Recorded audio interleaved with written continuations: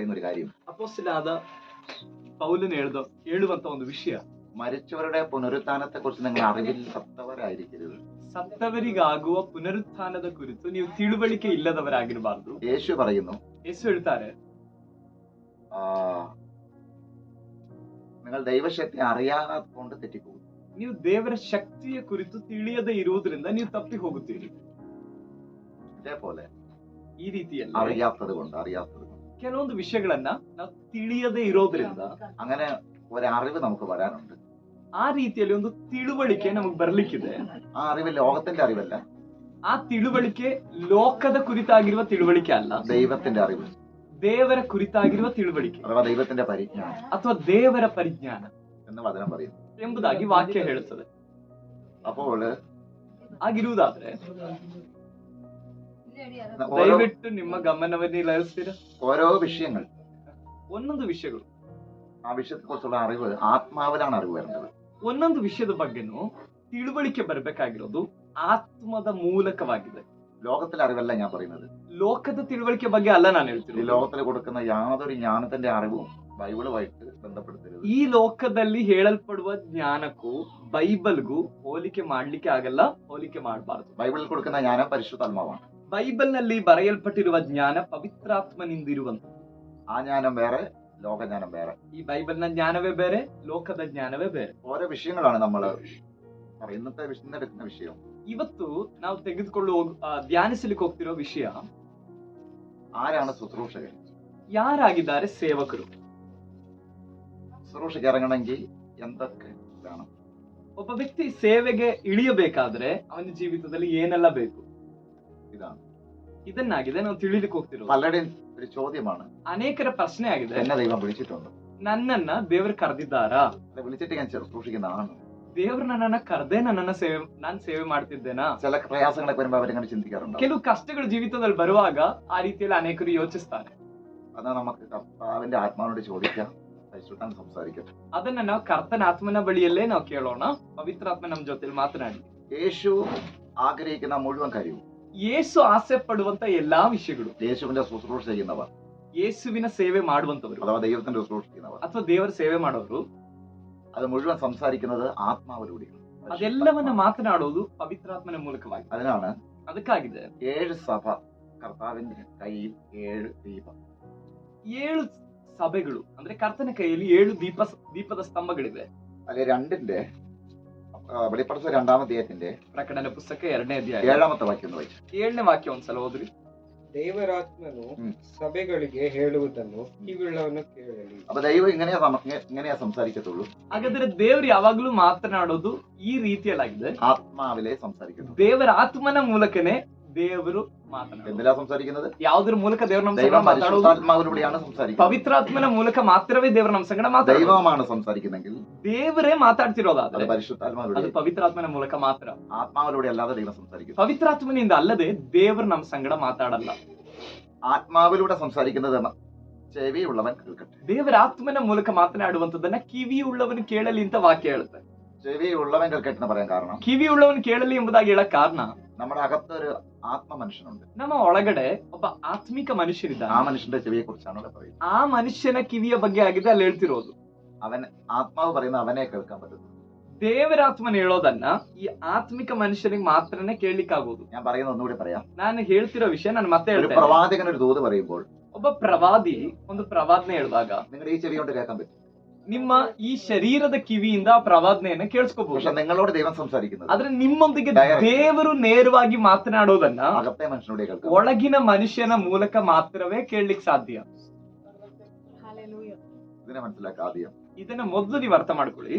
ഈ 7 സഭകളിലെ കർത്താവ് പറയുന്ന ഒരു കാര്യം, ಈ ಪ್ರಕಟಣೆ ಪುಸ್ತಕದಲ್ಲಿ ಬರೆದಿರುವಂತ 7 ಸಭೆಗಳಿಗೂ ಕರ್ತನ ಹೇಳ್ತಾ ಇರುವಂತ ಒಂದು ಆಲೋಚನೆ. യോഹന്നാൻ പറയുന്നത് കേൾക്കട്ടെ എന്നല്ല, ಯೋಹಾನನ್ ಹೇಳೋದನ್ನ ನೀವು ಕೇಳ್ರಿ ಅಂತಲ್ಲ, പത്രോസ് പറയുന്നത് കേൾക്കട്ടെ എന്നല്ല, ಪೇತ್ರನ್ ಹೇಳೋದನ್ನ ಕೇಳ್ರಿ ಅಂತಲ್ಲ, ശിഷ്യന്മാര് പറയുന്നത് കേൾക്കട്ടെ എന്നല്ല, ಶಿಷ್ಯರು ಹೇಳೋದನ್ನ ಕೇಳ್ರಿ ಎಂಬುದಾಗಲ್ಲ, പ്രവാചകന്മാര് പറയുന്നത് കേൾക്കട്ടെ എന്നല്ല, ಪ್ರವಾದಿಗಳು ಹೇಳೋದನ್ನ ಕೇಳಿರಿ ಎಂಬುದಾಗಲ್ಲ, ആത്മാവ് പറയുന്നത് ചെവിയുള്ളവൻ കേൾക്കും ದೇವರ ಆತ್ಮನು ಸಭೆಗಳಿಗೆ ಹೇಳುವುದನ್ನ ಕಿವಿಯುಳ್ಳವನು ಕೇಳಲಿ എന്ന് പറഞ്ഞാൽ അവരിലൂടെ ആത്മാവ് പറയും. ಅದರ ಅರ್ಥ ಈ ಸೇವಕರ ಮೂಲಕನೂ ದೇವರಾತ್ಮ ಮಾತಾಡ್ತಾರೆ, അതിനെ എടുക്കുക. ಅದನ್ನ ದೇವರಾತ್ಮ ಮಾತನಾಡೋದನ್ನ ಮಾತ್ರ ತಗೊಳ್ಬೇಕು. സേവകരിൽ ആത്മാവുണ്ടോ? ಹಾಗಾದ್ರೆ ಸೇವಕರಲ್ಲಿ ದೇವರಾತ್ಮ ಇದಾರ? എടുക്കുക. ಹಾಗಾದ್ರೆ ಅದನ್ನ ತಕೊಳ್ಳಿ, ಆ ಮಾತುಗಳನ್ನ ತಕೊಳ್ಳಿ. അതിന്റെ കാരണം ಅದ ಕಾರಣ ശുശ്രൂഷയ്ക്ക് ഇറങ്ങേണ്ടവർ ಸೇವೆಗೆ ಇಳಿಯಬೇಕಾದವರು അവർ ശുശ്രൂഷിക്കുന്ന ജഡത്തിലല്ല, ಅವ್ರ ಸೇವೆ ಮಾಡೋದು ಶರೀರದಲ್ಲ, ജഡിക ശുശ്രൂഷകളല്ല. ಶಾರೀರಿಕ ಸೇವೆಗಳಲ್ಲ. ശരീര ശുശ്രൂഷയുടെ പ്രത്യേകത ಶರೀರದಲ್ಲಿರುವ ಸೇವೆ ವಿಶೇಷತೆ ಏನಂದ್ರೆ ശുശ്രൂഷകളിലേക്ക് കയറി നിന്നിട്ട് കളിതമാശകൾ പറയുക. ಈ ಸೇವೆ ಸ್ಥಳದಲ್ಲಿ ನಿಂತ್ಕೊಂಡು ಬರೀ ತಮಾಷೆ ಹರಟೆ ಇದನ್ನ ಮಾತ್ರ ಹೇಳೋದು, കഥകൾ പറയുക, ಕಥೆಗಳನ್ನ ಹೇಳೋದು, ജഡത്തെ ആകർഷിപ്പിക്കുന്ന രീതിയിൽ സംസാരിക്കുക, ಬಂದ್ ಕೂತಿರೋ ಜನಗಳ ಶರೀರವನ್ನ ಮಾತ್ರ ಆಕರ್ಷಿಸತಕ್ಕ ರೀತಿಯಲ್ಲಿ ಮಾತನಾಡೋದು, ഇഷ്ടപ്പെടുന്ന രീതി, ആ രീതിയിൽ ഇഷ്ടപ്പെടുന്നു. ಜನಗಳಿಗೆ ಇಷ್ಟ ಆಗೋ ರೀತಿಯಲ್ಲಿ ಮಾತನಾಡೋದು. അത് ആത്മാവിന്റെ ശുശ്രൂഷയല്ല, ಅದು ದೇವರಾತ್ಮನ ಸೇವೆ ಅಲ್ಲ, ജഡത്തിൽ വെളിപ്പെടുന്ന ശുശ്രൂഷ. ಅದು ಶಾರೀರಿಕ ಸೇವೆ ಅಥವಾ ಶರೀರದಲ್ಲಿ ಪ್ರಕಟವಾಗೋ ಸೇವೆ. ഹല്ലേലൂയ. ആത്മീയ ശുശ്രൂഷ എന്ന് പറയുന്നത് ಆತ್ಮಿಕ ಸೇವೆ ಅಂದ್ರೆ അകത്തെ മനുഷ്യനെ ബലപ്പെടുത്തുന്നു. ನಮ್ಮ ಒಳಗಿನ ಮನುಷ್ಯನನ್ನ യേശു ಬಲಪಡಿಸುವಂತದ್ದಾಗಿರ್ತದೆ. പറഞ്ഞത് ಯೇಸು ಹೇಳಿದ್ರು, ഒരുവൻ സർവ്വ ലോകം നേടിയാലും ಒಬ್ಬನ ಲೋಕವನ್ನೆಲ್ಲ ಸಂಪಾದಿಸಿದ್ರು തന്റെ ആത്മാവിനെ ತನ್ನ ಆತ್ಮವನ್ನ നഷ്ടമാക്കിയ ആ ನಷ್ಟಪಡಿಸ್ಕೊಂಡು ആത്മാവിനെ കൊണ്ടാണ് ಆ ಆತ್ಮದೊಂದಿಗಾಗಿದೆ കർത്താവിനെ പറയാനുള്ളൂ. ಕರ್ತನಿಗೆ ಯಾವಾಗ್ಲೂ ಮಾತಾಡ್ಲಿಕ್ಕಿರೋದು. ജഡത്തിന്റെ അറിവ് ലോകത്തിന്റെ അറിവാണ്. ಶರೀರದ ತಿಳುವಳಿಕೆಗಳೆಲ್ಲ ಲೋಕದ ಕುರಿತಾಗಿರೋ ತಿಳುವಳಿಕೆ. അപ്പോൾ ഈ ശുശ്രൂഷയുടെ ആരാണ് ശുശ്രൂഷ ചെയ്യേണ്ടത്? ಹಾಗಾದ್ರೆ ಸೇವೆ ಮಾಡ್ಬೇಕಾಗಿರೋದು ಯಾರು? ഒന്നാമത്തെ അതിന്റെ ക്വാളിറ്റി ಮೊದಲನೇ ಗುಣ, ദൈവവിളി ഉണ്ടാകണം. ಸೇವೆ ಮಾಡಬೇಕಾದ ವ್ಯಕ್ತಿಗೆ ದೇವರಿಂದಿರುವ ಕರೆಯುವಿಕೆ ಇರಬೇಕು. അതെങ്ങനെയാണ് വിളിക്കുന്നത് എന്നാണോ നിങ്ങൾക്ക് വല്ല സംശയം ഉണ്ടോ അതിനെപ്പറ്റി? ದೇವ್ರು ಯಾವ ತರ ಕರೀತಾರೆ ಎಂಬ ವಿಷಯದ ಬಗ್ಗೆ ನಿಮ್ಗೆ ಏನಾದ್ರೂ ಪ್ರಶ್ನೆ ಇದೆಯಾ? എങ്ങനെയാണ് ദൈവം വേലയ്ക്ക് വിളിക്കുന്നത്? എങ്ങനെയാണ് ದೇವ್ರ ಸೇವೆಗೆ ನಮ್ಮನ್ನ ಹೇಗೆ ಕರೀತಾರೆ ಎಂಬ ವಿಷಯದ ಬಗ್ಗೆ ನಿಮ್ಗೆ ಏನಾದ್ರೂ ಸಂಶಯ ಇದೆಯಾ? കാരണം അതിന്റെ വചനം ഇഷ്ടം പോലെ ഉണ്ട്. ಅದಕ್ಕೆ ಬೇಕಾದಷ್ಟು ವಾಕ್ಯ ಇದೆ. എന്നാലും ഒന്ന് രണ്ട് വചനം മാത്രം എടുത്തിട്ട് ഞാൻ പറഞ്ഞുവിടാൻ ആഗ്രഹിക്കുന്നു. ಒಂದೆರಡು ವಾಕ್ಯಗಳನ್ನ ಮಾತ್ರ ನಿಮ್ಗೆ ತೋರಿಸಿ ಇನ್ನುಳಿದಂತ ವಿಷಯಗಳನ್ನ ನಾನು ಹೇಳಿ ಹೋಗ್ಲಿಕ್ಕಾಗಿ ಬಯಸ್ತೇನೆ. അപ്പോസ്തല പ്രവൃത്തി ಅಪೊಸ್ತಲ ಕೃತ್ಯ വാക്യം 13ನೇ ಅಧ್ಯಾಯ ಅದರ 2ನೇ ವಾಕ್ಯದಿಂದ ಓದಿ. ಅಪೊಸ್ತಲರ ಕೃತ್ಯ 13ನೇ ಅಧ್ಯಾಯ ಅದರ 2ನೇ ವಾಕ್ಯದಿಂದ. ಇವರು ಕರ್ತನನ್ನು ಸೇವಿಸುತ್ತಾ ಉಪವಾಸ ಮಾಡುತ್ತಾ ಇದ್ದಾಗ ಪವಿತ್ರಾತ್ಮನು, ನಾನು ಬರ್ನಬಾ ಸೌಲರನ್ನು ಕರೆದ ಕೆಲಸಕ್ಕಾಗಿ ಅವರನ್ನು ಪ್ರತ್ಯೇಕಿಸಿ ಎಂದು ಹೇಳಿದನು. ಆಗ ಅವರು ಉಪವಾಸವಿದ್ದು ಪ್ರಾರ್ಥನೆ ಮಾಡಿ ಆ ಇಬ್ಬರ ಮೇಲೆ ಹಸ್ತಪ್ರಾಣ ಮಾಡಿ ಅವರನ್ನು ಕಳುಹಿಸಿಕೊಟ್ಟನು. ഇതെപ്പോഴാണ് സംഭവിച്ചെന്നറിയാമോ? ಇದು ಯಾವಾಗಾಗಿದೆ ಸಂಭವಿಸಿದ್ದು? 12 അപ്പോസ്തലന്മാരെ യേശു തിരഞ്ഞെടുത്തു. 12 ಅಪೋಸ್ತಲರುಗಳನ್ನ ಯೇಸು ಸ್ವಾಮಿ ಆರಿಸಿಕೊಂಡ್ರು. 12 അപ്പോസ്തലന്മാരെ യേശു വിളിച്ചതാണ്. 12 ಅಪೋಸ್ತಲರನ್ನು ಕೂಡ ಯೇಸುವೆ ಕರೆದಿದ್ದು. യേശുവിന്റെ വേലയ്ക്ക് വിളിച്ചു. ಯೇಸು ತನ್ನ ಸೇವೆಗಾಗಿ ಕರೆದರು. ഒന്നാമത്തെ വിളി, ಮೊದಲನೇ ಕರೆಯುವಿಕೆ ಅದು. നേരത്തെ പറയുന്ന പുതിയ നിയമത്തിലാണ്. ಇವಾಗ ಹೇಳ್ತಿರೋದು ಹೊಸ ಒಡಂಬಡಿಕೆಯಲ್ಲೇ ಇರುವಂತ ഒന്നാമത്തെ വിളി, ಮೊದಲನೇ ಕರೆ. വിളിച്ചവർ ആരെന്ന് ചോദിച്ചാൽ ಯಾರು ಕರೆಯಲ್ಪಟ್ಟವರು ಅಂತ ಮೊದಲನೇ ಸಲ ಹೊಸ ಒಡಂಬಡಿಕೆಯಲ್ಲಿ ಕರೆಯಲ್ಪಟ್ಟವರು ಯಾರಂದ್ರೆ ಅಪೋಸ್ತಲರುಗಳು. പത്രോസ് മുതൽ ಪೇತ್ರನಿಂದ തുടങ്ങുന്നതാണ്. ಮುಂದುವರೆದಿರುವಂತ ಎಲ್ಲರೂ 12 ശിഷ്യന്മാർ. 12 ಶಿಷ್ಯರು. അപ്പൊ യേശു വിളിച്ചത്, ಹಾಗಾದ್ರೆ ಯೇಸು ಕರೆದಿದ್ದು, യേശു ദൈവമാണ്, ಯೇಸು ದೇವರಾಗಿದ್ದಾರೆ, യേശു ആത്മാവിലാണ് അവരെ വിളിച്ചത്. ಯೇಸು ಆತ್ಮದಲ್ಲಾಗಿದೆ ಅವರನ್ನ അതാ ಕರೀತಾರೆ. യേശു പറഞ്ഞത്, ಅದಕ್ಕೆ ಯೇಸು ಹೇಳಿದ್ದು, ഞാൻ നിങ്ങളുടെ സംസാരിച്ച വചനം ആത്മാവും ജീവനും. ನಾನು ನಿಮಗೆ ಹೇಳಿರೋ ಮಾತುಗಳು ಆತ್ಮವೂ ಜೀವವೂ ಆಗಿವೆ.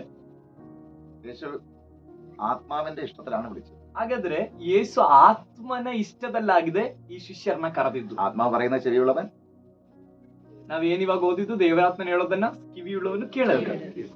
രണ്ടാമത് നമ്മളിവിടെ വായിച്ചു. ಎರಡನೇದಾಗಿ ನಾವ್ ಇಲ್ಲೂ ಓದಿದ್ವಿ, ബർന്നബാസിനെയും പൗലോസിനെയും എന്റെ വേലയ്ക്കായി വിളിപ്പിന്ന് പരിശുദ്ധാത്മാവ് പറയും. ಪೌಲ ಬಾರ್ನಬರನ್ನ ನನ್ನ ಸೇವೆಗಾಗಿ ಪ್ರತ್ಯೇಕಿಸಿರಿ ಎಂಬುದಾಗಿ ಪವಿತ್ರಾತ್ಮನು ಅವರಿಗೆ ಪ್ರೇರೇಪಿಸಿದನು. ആത്മാവ് പറയുന്നു, ದೇವರಾತ್ಮನ ಹೇಳ್ತಾನೆ, എന്റെ വേലയ്ക്ക് വിളിപ്പി.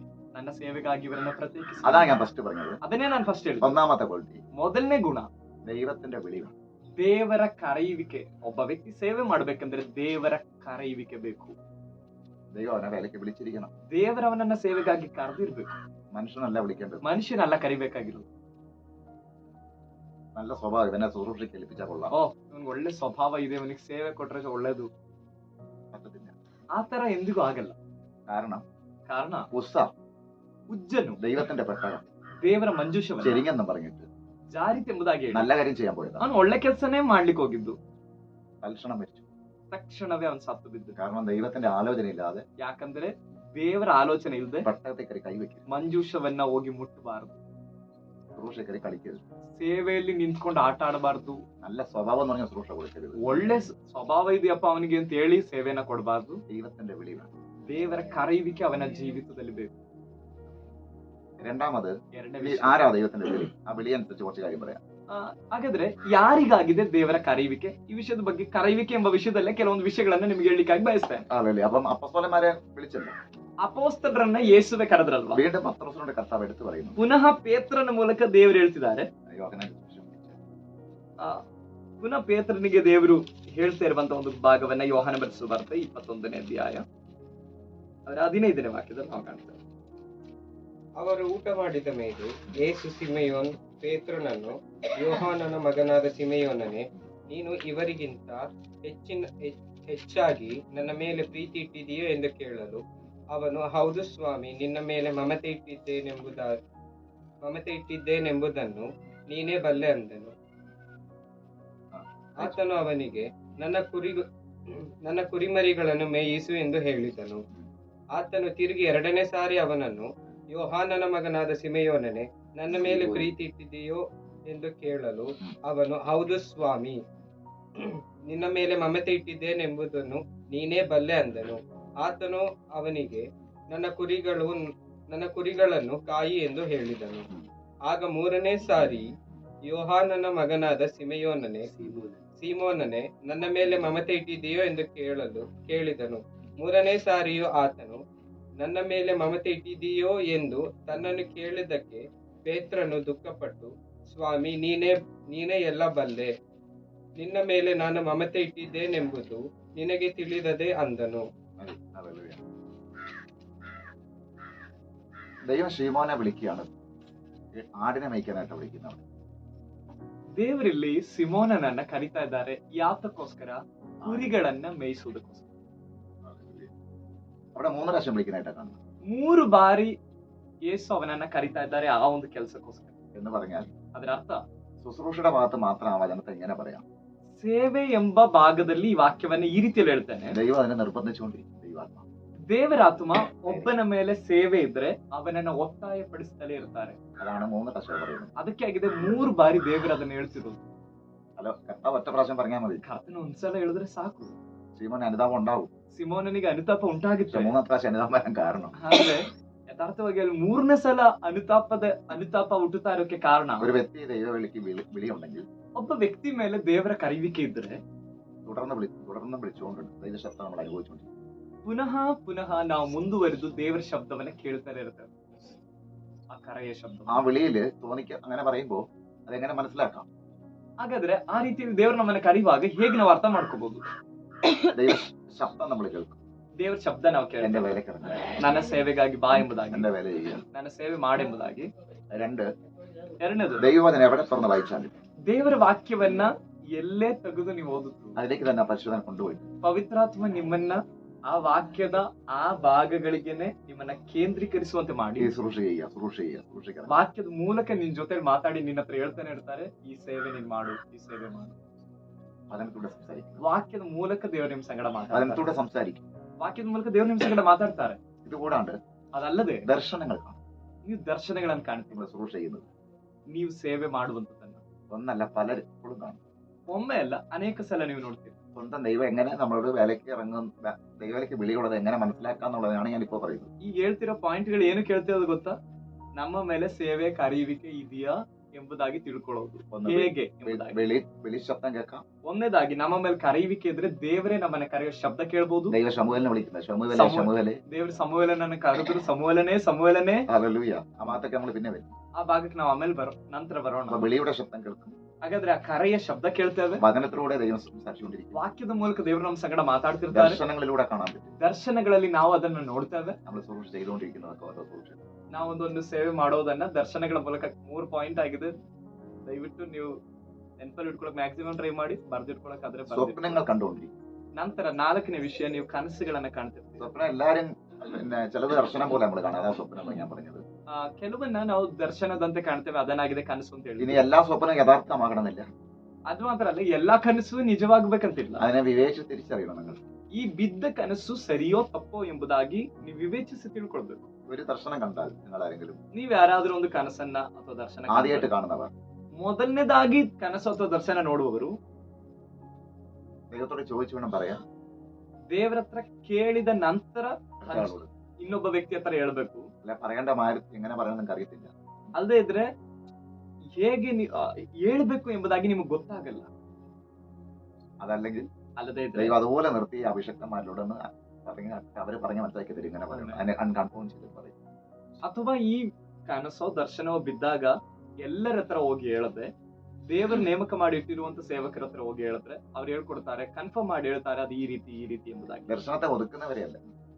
ನೀವೆಂದಿಗೂ ಹೋಗಿ ನಿಮಗ್ ಬಿದ್ದ ಕನಸು, ನಿಮಗ್ ಬಿದ್ದ ದರ್ಶನವನ್ನ ಮುಚ್ಚಿಡುವವರ ಹತ್ರ ಅಥವಾ ಅಡಗಿಸುವವರ ಹತ್ರ ಹೋಗಿ ಹಂಚ್ಕೋಬಾರ್ದು. ഞാനൊരു ചർച്ചിൽ ശുശ്രൂഷിച്ചോണ്ടിരിക്കുമ്പോൾ ನಾನೊಂದು ಚರ್ಚಲ್ಲಿ ಒಂದು 3 ದಿನ ಸೇವೆ ಮಾಡ್ತಿರುವಾಗ ആ ചർച്ചില് പാസ്റ്ററുടെ മകൻ ಆ ಚರ್ಚಲ್ಲಿರೋ ಪಾಸ್ಟರ್ ಮಗ ദർശനം കാണാൻ തുടങ്ങി.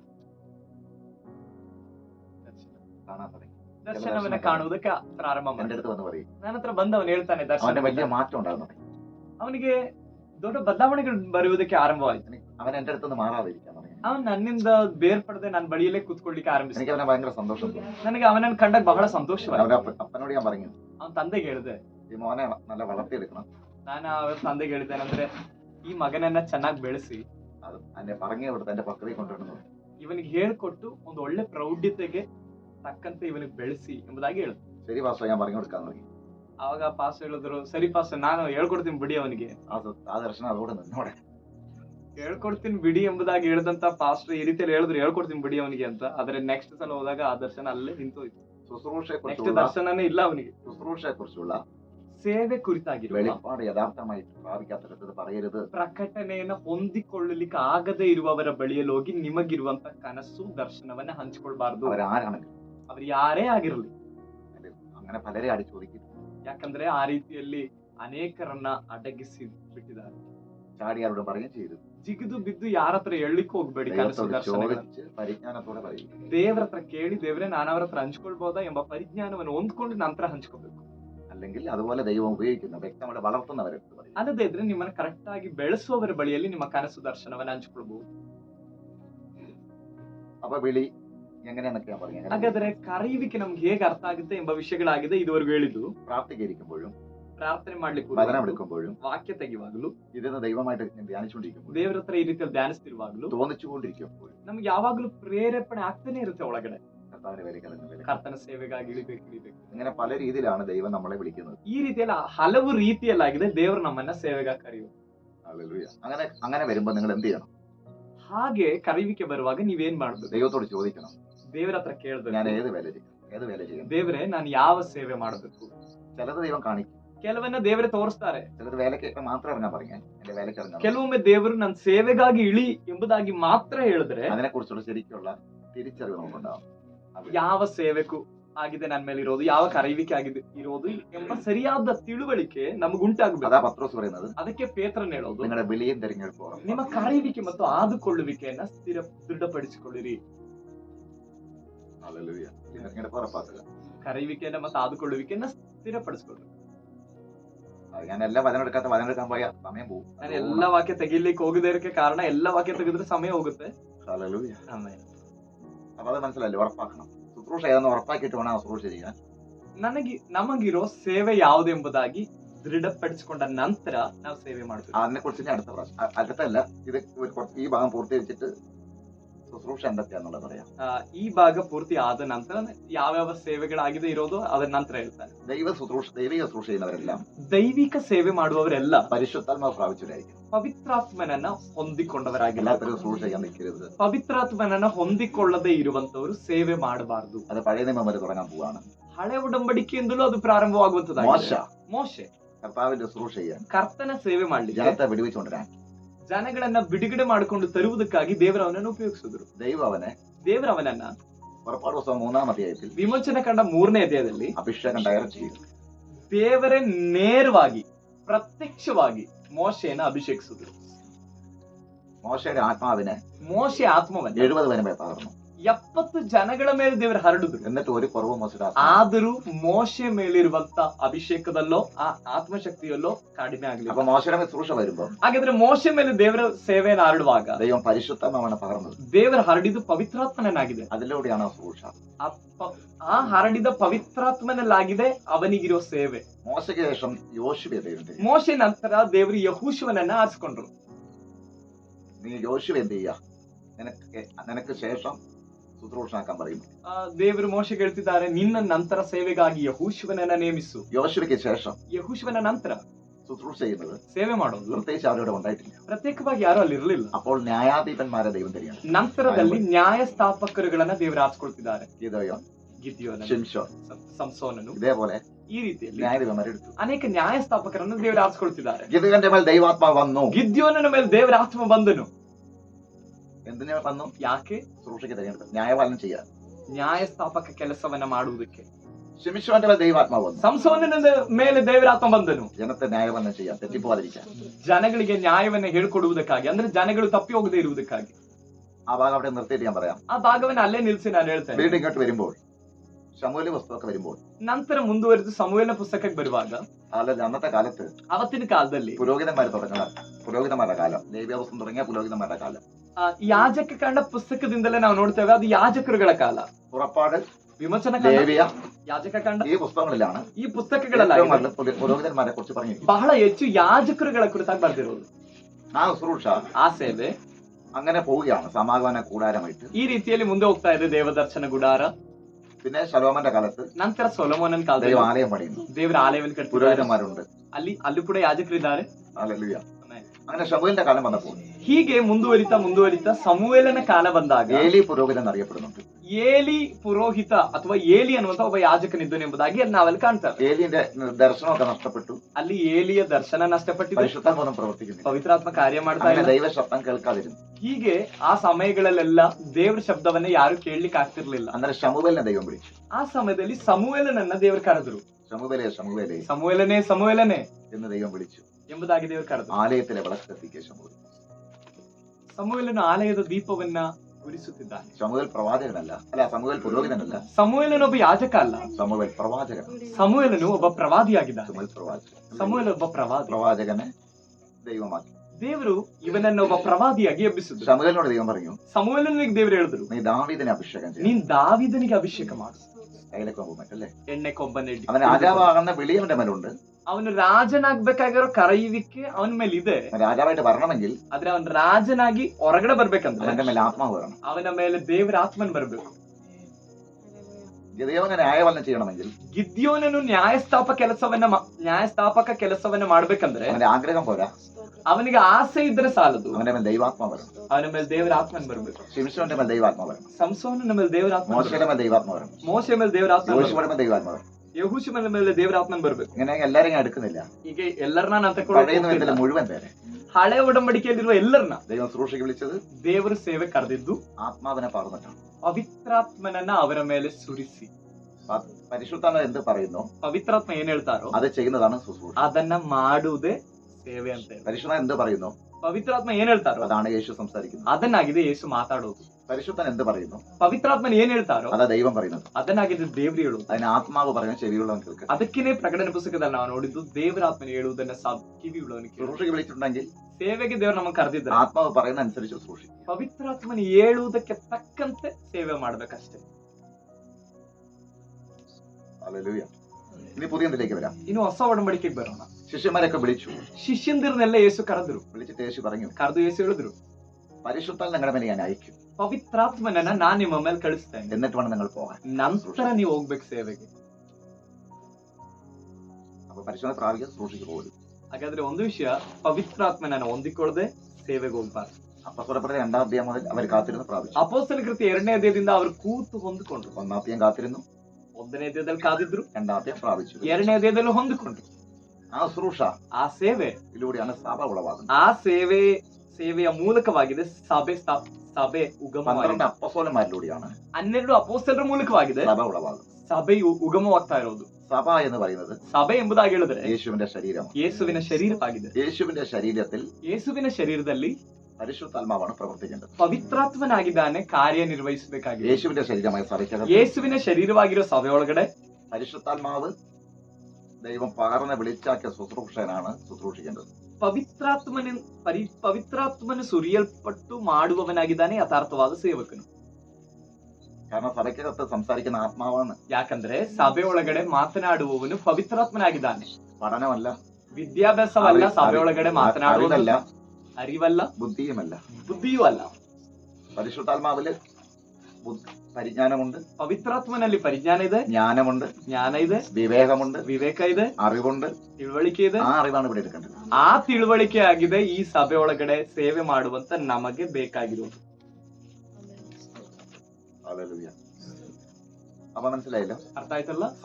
ആദ്യം സഭയെ സൂക്ഷിക്കുന്ന ഒരു കാര്യം മനസ്സിലാക്കണം. ಹಾಗಾದ್ರೆ ಸಭೆಯಲ್ಲಿ ಸೇವೆ ಮಾಡುವಾಗ ಒಂದು ವಿಷಯ ಮೊದಲು ನಾವು ತಿಳ್ಕೊಂಡಿರ್ಬೇಕು. ഇന്ന് കേട്ടതുപോലെ ಇವತ್ತು ಕೇಳಿದ ಹಾಗೆ ദൈവത്തിനായി യേശുവിന്റെ രക്തം കൊടുത്ത് വിലക്കി വാങ്ങി ആക്കിയവർ ആരാണ് ഇരിക്കുന്നത്?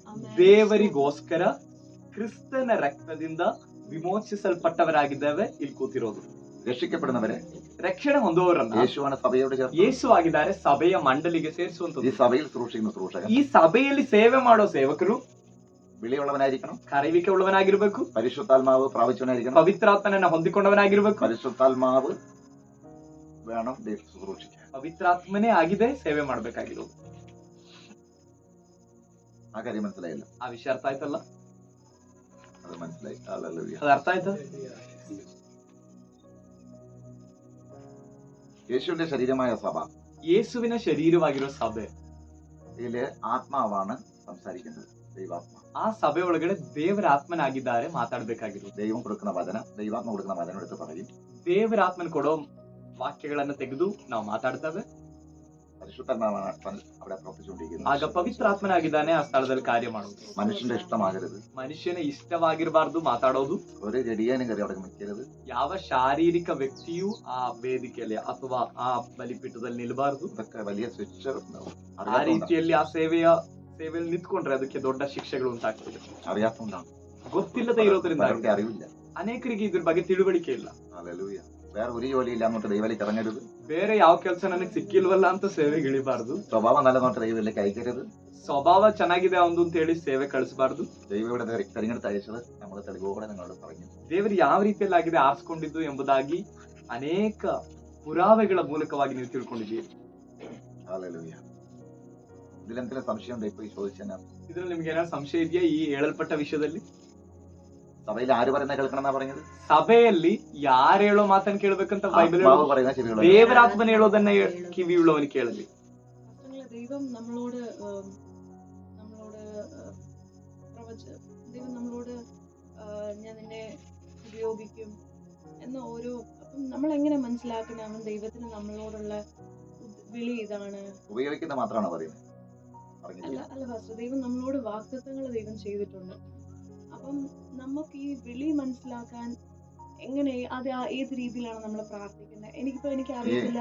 വിളി മനസ്സിലാക്കാൻ 3-4 രീതിയിൽ ദൈവത്തോട് നമ്മൾ പറഞ്ഞായിരുന്നു. ಕರೆಯುವಿಕೆ ಹೇಗೆ ಅರ್ಥ ಆಗುತ್ತೆ ಎಂಬುದಾಗಿ ತಿಳ್ಕೊಳ್ಳಿಕ್ಕೆ 3-4 ರೀತಿಗಳಿದೆ ಎಂಬುದಾಗಿ ನಾವು ಕೇಳಲ್ಪಟ್ವಿ. ಒಂದು, ശബ്ദം, ದೇವರೇ ನೇರವಾಗಿ ನಮ್ಮ ಸಂಗಡ ತನ್ನ ಶಬ್ದದೊಡನೆ ಮಾತನಾಡ್ತಾರೆ. അത് തന്നെ ദർശനത്തിൽ കണ്ടു കാണുക. ಓಕೆ, ಎರಡನೇದು ನೀವು ದರ್ಶನದಲ್ಲಿ ಕಾಣ್ತೀರಿ. ഏത് വചനം എടുത്താലും ആ ഭാഗം തന്നെ അങ്ങനെ. ಅದು ಮಾತ್ರ ಅಲ್ಲ, ಯಾವ್ದಾದ್ರು ವಾಕ್ಯಗಳನ್ನು ಓದಿದ್ರು ನಿಮಗೆ ಸೇವೆ ಕುರಿತಾಗಿರೋ ಪ್ರೇರೇಪಣೆ ದೇವರು ಕೊಡ್ತಾನೆ ಇರ್ತಾರೆ. അങ്ങനെയൊക്കെ സംസാരിക്കുന്നു. ಈ ರೀತಿಯಲ್ಲಿ ಆಗಿದೆ ದೇವರು ಅದನ್ನ പിന്നെ ದೃಢಪಡಿಸೋದು. എപ്പോ പ്രാർത്ഥിക്കായിരുന്നാലും ಮತ್ತೆ ಯಾವಾಗ ಪ್ರಾರ್ಥನೆ ಕೂತ್ಕೊಂಡು ഞാൻ എന്താ ചെയ്യുന്നത്? ಕರ್ತನೆ ನಾನು ಏನ್ ಮಾಡ್ಬೇಕು? ദൈവരെ ചെയ്യാൻ തോന്നിച്ചുകൊണ്ടിരിക്കുന്ന സമയം ದೇವ್ರ ಸೇವೆ ಮಾಡ್ಲಿಕ್ಕೆ ಪ್ರೇರೇಪಣೆ ಆಗ್ತಾನೆ ಇರುತ್ತೆ. അതൊക്കെ വിളി, അങ്ങനെ വിളിക്കും. അത് വിളിയുടെ ലക്ഷണമാണ്. ಆ ರೀತಿಯಲ್ಲಿ ಆಗಿದೆ ದೇವ್ರು ಕರೆಯೋದು, ಅದಾಗಿದೆ ಕರೆಯುವಿಕೆ ಲಕ್ಷಣ. അത് ആത്മാവ് പറയുന്നത്, അവിടെ പറയുകയാണത്. ಅಲ್ಲಿ ದೇವರಾತ್ಮನೇ ಆಗಿದ್ದಾನೆ ಹೇಳ್ತಿರೋದು ನಮ್ಗೆ. ഈ രീതിയിലൊക്കെയാണ് സംസാരിക്കുന്നത്. ಈ ರೀತಿಗಳಲ್ಲಾಗಿದೆ ದೇವರಾತ್ಮ ನಮ್ಮ ಸಂಗಡ ಮಾತಾಡೋದು. ദൈവം മോശയോട് പറഞ്ഞു. ದೇವ್ರು ಮೋಶೆಗೆ ಹೇಳಿದ್ರು. ദൈവം മോശയോട് മുഖാമുഖമായി സംസാരിച്ചെന്ന് വായിക്കുന്നു. ದೇವರು ಮೋಶೆಯೊಂದಿಗೆ ಮುಖಾಮುಖಿಯಾಗಿ ಮಾತಾಡಿದ್ರು ಅಂತ ನೋಡಿ. അതുപോലെ വേറെ അത്രയും സംസാരിച്ചിരിക്കും. ಆ ರೀತಿಯಲ್ಲಿ ದೇವರು ಬೇರೆ ಯಾರ ಜೊತೆ ಮಾತನಾಡಿದಾಗಿ ಬೈಬಲ್ ഭയങ്കര സംഭവമാണ്.